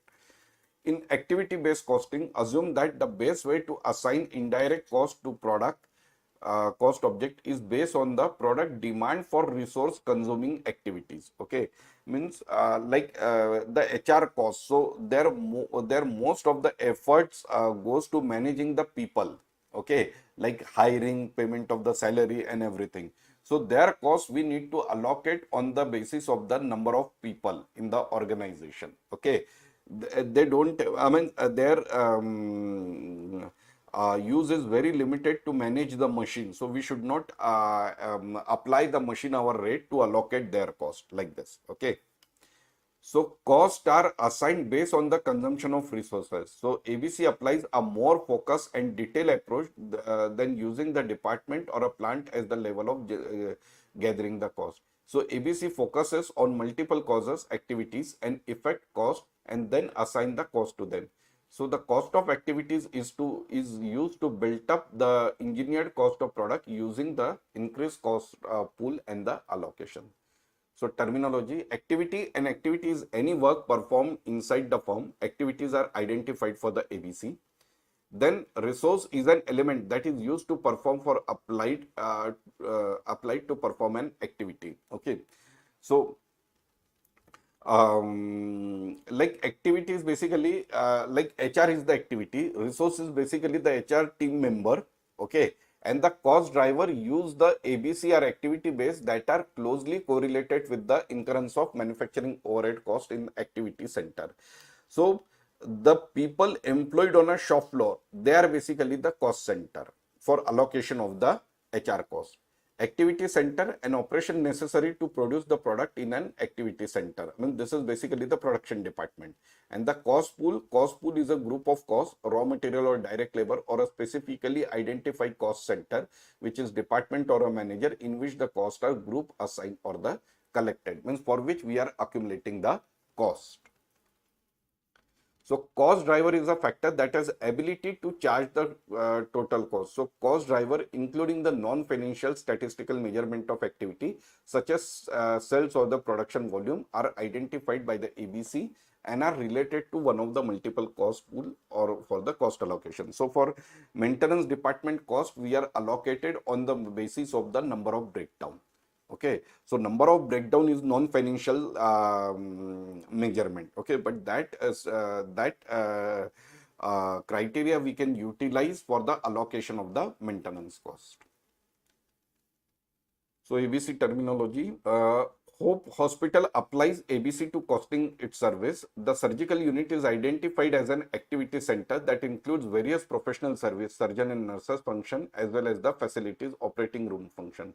Resources used include hours of staff time for surgery and operating room preparation, as well as for facility maintenance. So resource drivers may include the complexity of surgery, surgical procedures, including the setup time, and activity driver may be purely admission of a scheduled surgery. So basically what happened means whatever the resources we are using to drive the function, okay, that we need to consider, okay, which is basically means the for the allocation of the basis, like the nurses time or the doctor's time or setup time. Okay, so these are basically the cost driver, and whatever may be the cost accumulated for a surgical unit. Okay, so this is basically the cost object. So basic operation of activity based costing. Activity based costing is done using the following steps. Identify the cost driver. First, you need to identify the cost driver. Means, like as I said, for maintenance department,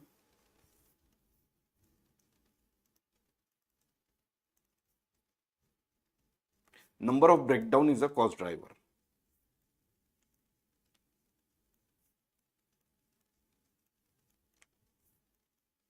Cost driver. Okay. For purchase department,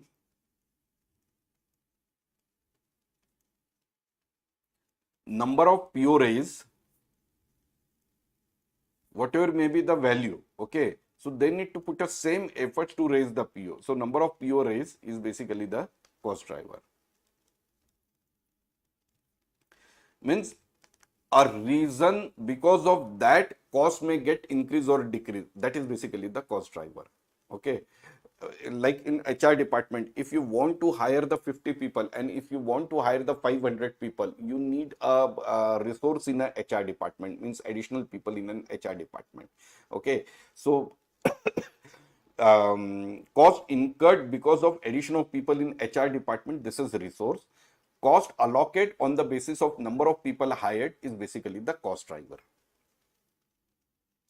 Then accumulate the cost in the cost pool. So cost pool is basically the HR department. The trace indirect cost to activity center. So trace any indirect cost to activity center that can assign without allocation. Okay.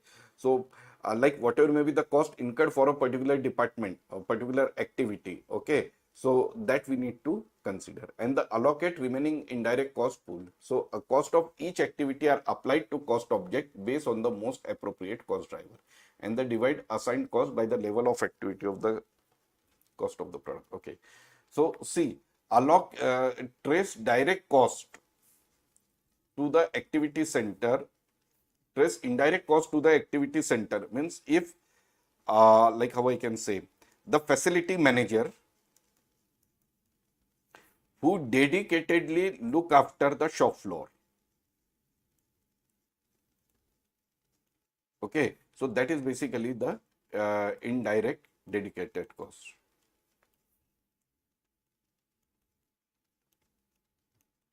Okay, so that may be a portion on the basis of production overhead, whatever may be the allocation. Okay, but if there is a like HR department cost which is not directly allocated to the shop floor, so that may be a portion on the basis of manpower recruitment. So trace indirect stress indirect cost to the activity center, then allocate remaining indirect cost pool. So whatever may be the remaining, that we need to apply to the cost object, means particular department, and divide assigned cost by the level of activity to the cost center, means number of people recruited, whatever may be the cost of HR department is a portion on the basis of number of recruitments or the number of people work. And then like cost the product by multiplying the demand for all the resources of an activity center by the rate that activity center. So whatever may be the rate of the, say for per person, the HR department rate is $5, okay, and the particular department, production department employ of 50 people, so 50 multiplied by 5, that we need to allocate to the cost of the product. Effect of activity-based costing. An ABCS system will apply high amount of overhead to a product that place high demand on the expensive resources. If the product places a few demand or expensive resources, the system will assign a little of the cost to the product. This will remove much of the cost distortion caused by the traditional volume-based overhead system. See what happened? If the specialized support required,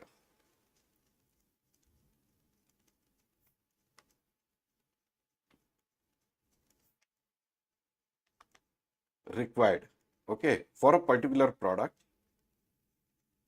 okay, and the other product it is not required,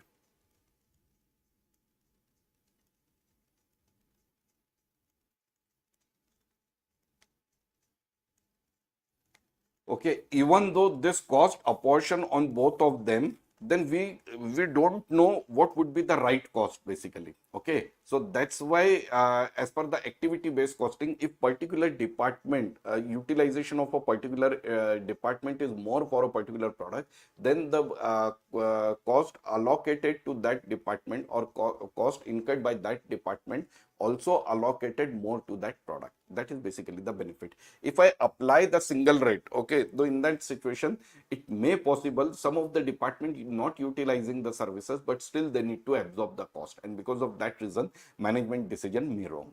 So particularly when there is a huge indirect cost, okay, in that situation we need to work on a activity based costing instead of traditional absorption costing.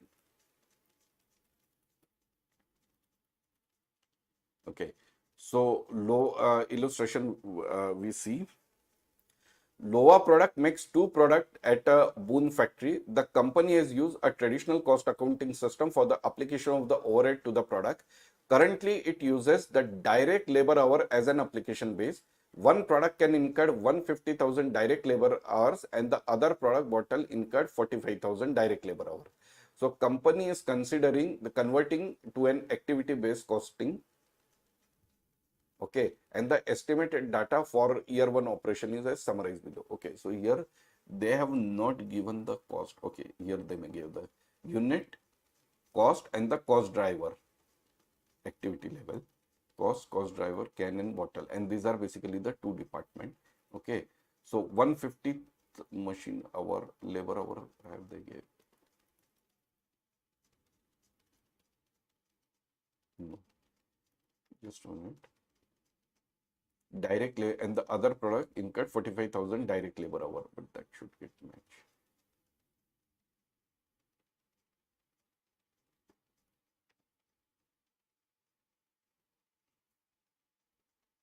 Okay, so total cost incurred is basically 31,20,000. So how we arrive at this is 480, 90, 250 and 23 lakh. Okay, here direct labor hour is not given, no issue, but we need to consider 150,000 plus a 45,000. So total is direct labor hour is 195,000, I assume. Plant utilities. Okay, so total cost is machine hour the here. Okay, so total cost is basically 31 lakh 20,000, and now we need to apportion for both the product, means for can as well as the bottle. So here they gave the total labor hour is 150 plus 45, so it is 195. So 16 per direct labor hour. Okay, so as 150,000 allocated by the can, so it is 24 lakh, and 45,000 direct labor allocated to bottle, so it is 7 lakh 20,000. Okay, so this is basically the traditional cost absorption system. Now activity based, we need to allocate, like 480,000 is total cost. If you see here, 480,000 is total cost, which we need to bifurcate in 1:6 ratio, 1,60,000. So 480,000 divided by 1,60,000 multiplied by 100,000 to the can, and 480,000 divided by 160,000 multiplied by 6,000 for the bottle. In this way, same way 90,000 is 50, 50, 100, 100. 250,000, 50 and 200 in this ratio means 250 divided by 250, 250,000 divided by 250 multiplied by 50 to the can, and 250 divided by 250 multiplied by 200 to the bottle. And the same is with 23 lakh. Okay. So if we do this, then these are basically the absorption, like individual. So 3 per pound, 450, 1000 and 10 per machine hour. Okay. And then we need to apply to the can 300. So it is 18,95,000 and here it is 12,25,000. Okay. So whereas in a traditional, it is basically the 24 lakh and 7,20,000. Okay, and here it is 1895 and 1225. So this will not, if we are using the ABC costing, so then it will give the more accurate picture. Okay, so bottle cost significantly increased with activity based costing. This resulted because bottle required a large amount of the redesign resource. So redesign is very costly resource and not related to the volume, because the bottle required a large amount of this resource. A high amount of indirect cost was assigned to the bottle. The cost of can decreased significantly because that used comparatively little redesigned resources. Okay, so sometimes what happen, even though the product in a quantity is less, but their indirect overhead is high as compared to the product manufactured in quantity is high. Okay, so in that situation, like if we apply the single rate, then this may give a wrong numbers. Okay, or the wrong figures. Okay, so that's why it is better that we need to use the activity based costing.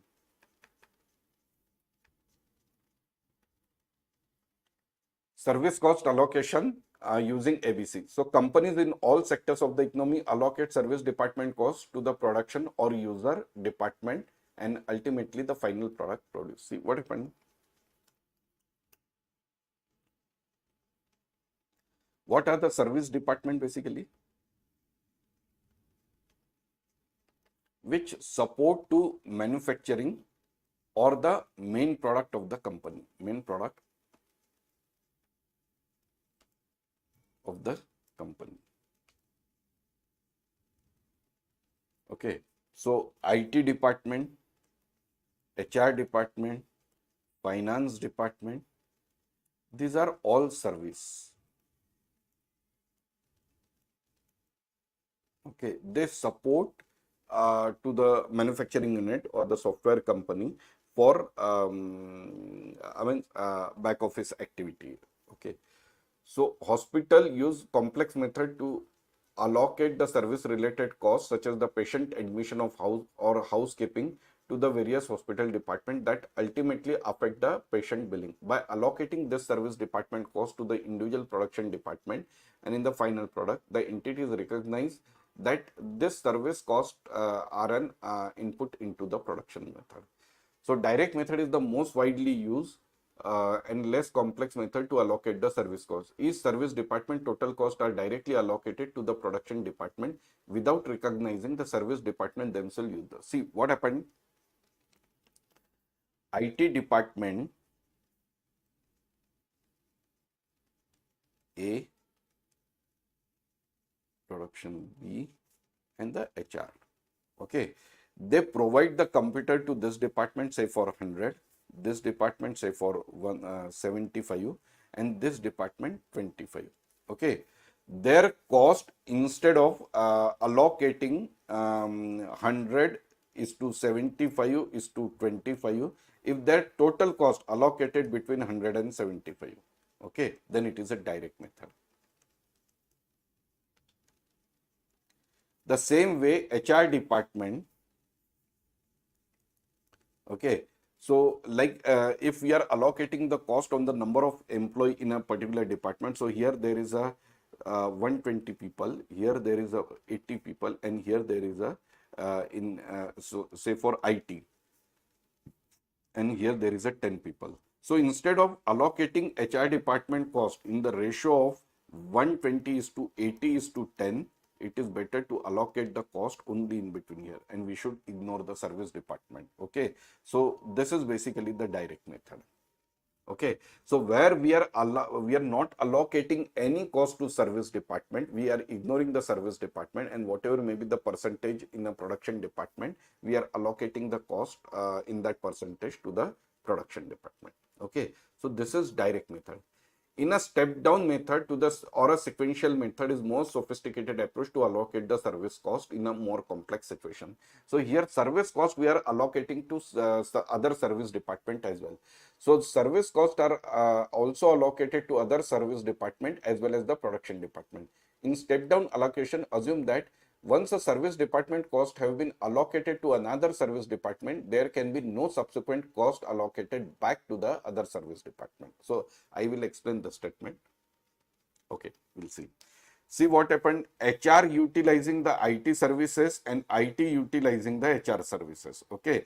But if you allocate first HR cost, okay, so what you need to do, you need to allocate HR cost in both the production department as well as IT department.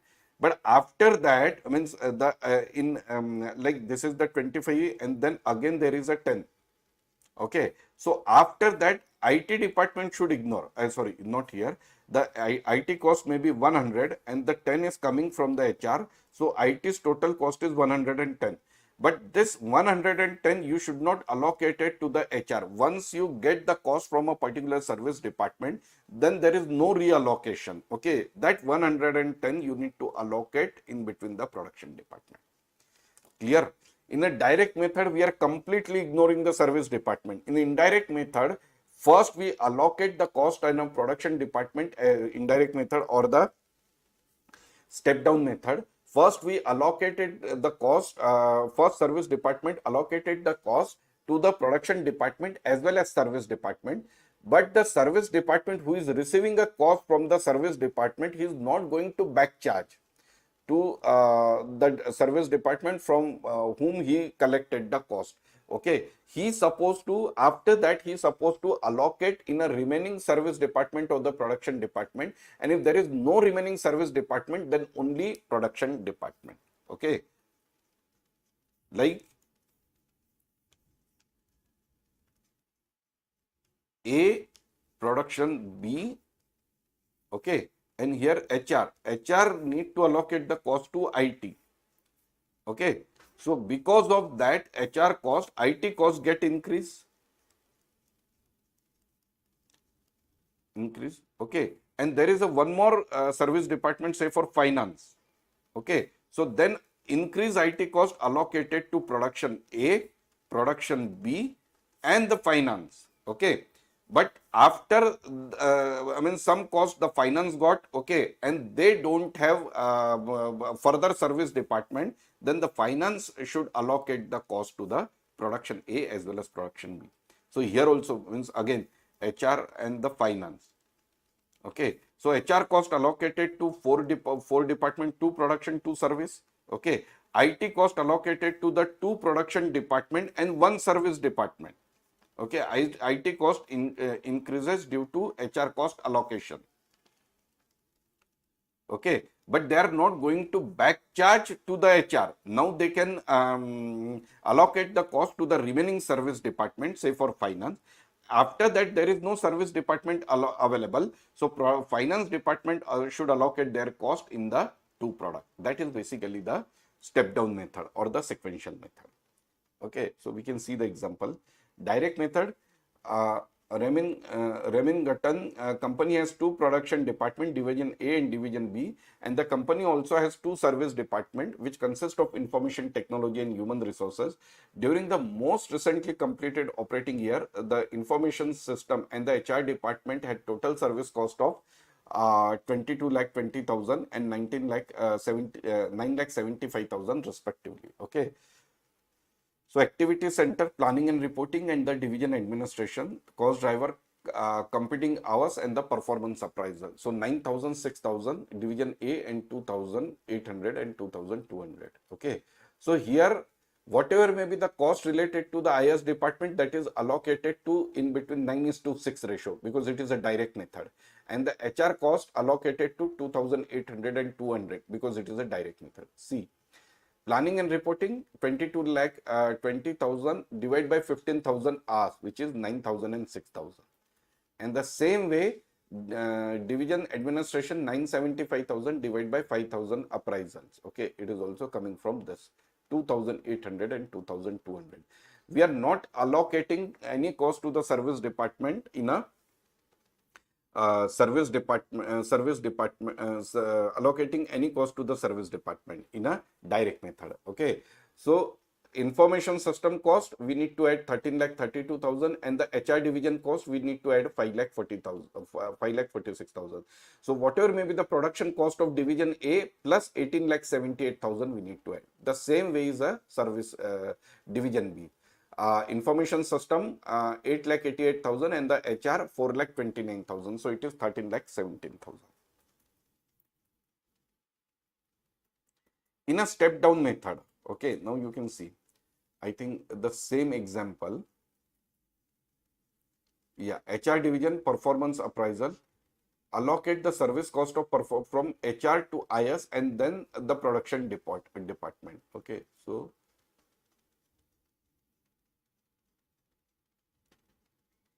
there is no service allocation to HR. Okay, here they may give the additional 200 appraisal HR cost. Okay, for IT department. So it is 2,800, 2,200 and 200. Okay, so if you can see here, HR division 9,75,000 is divided by 5,200. 5,200 is basically this 2,800 and 2,200 plus 200 appraisal. Okay, and then it is 187.5. So IS service department cost is basically 37,500, and once they get the cost from HR department, information system department, okay, their total cost is basically 22,20,000 plus 37,500 that they need to apportion on 15,000, means which is 9,000 and 6,000, which is 150.50. Okay, so 9,000, 6,000 is basically, if you see, this is coming from here, 9,600 and 6,000.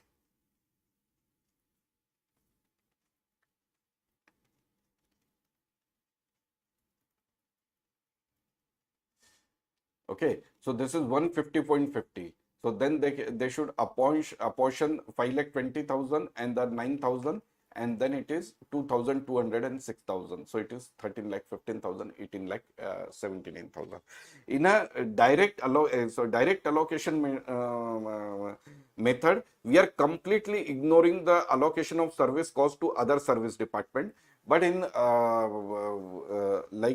step down method, one service first service department cost allocated to other service department. After that, there is no back charge. Okay, then the remaining service department allocated whatever the additional cost he received from the service department plus the cost incurred by those service department, that we need to apportion on a production department, like this.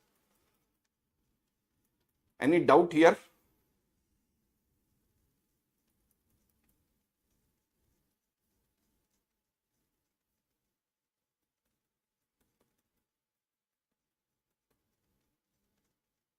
Okay, so joint product and byproduct we will take in a next class.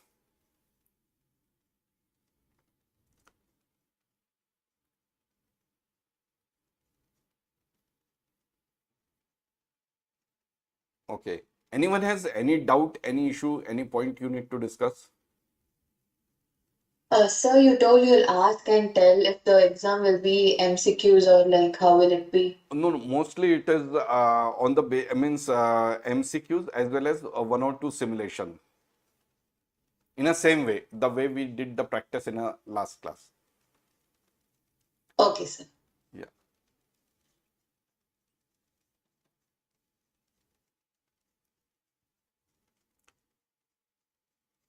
Okay, so if you don't have any doubt, then we can close the class for today. Anyone want to discuss? One suggestion from my side, at least you should ask the query if you have any doubt or participate in a discussion.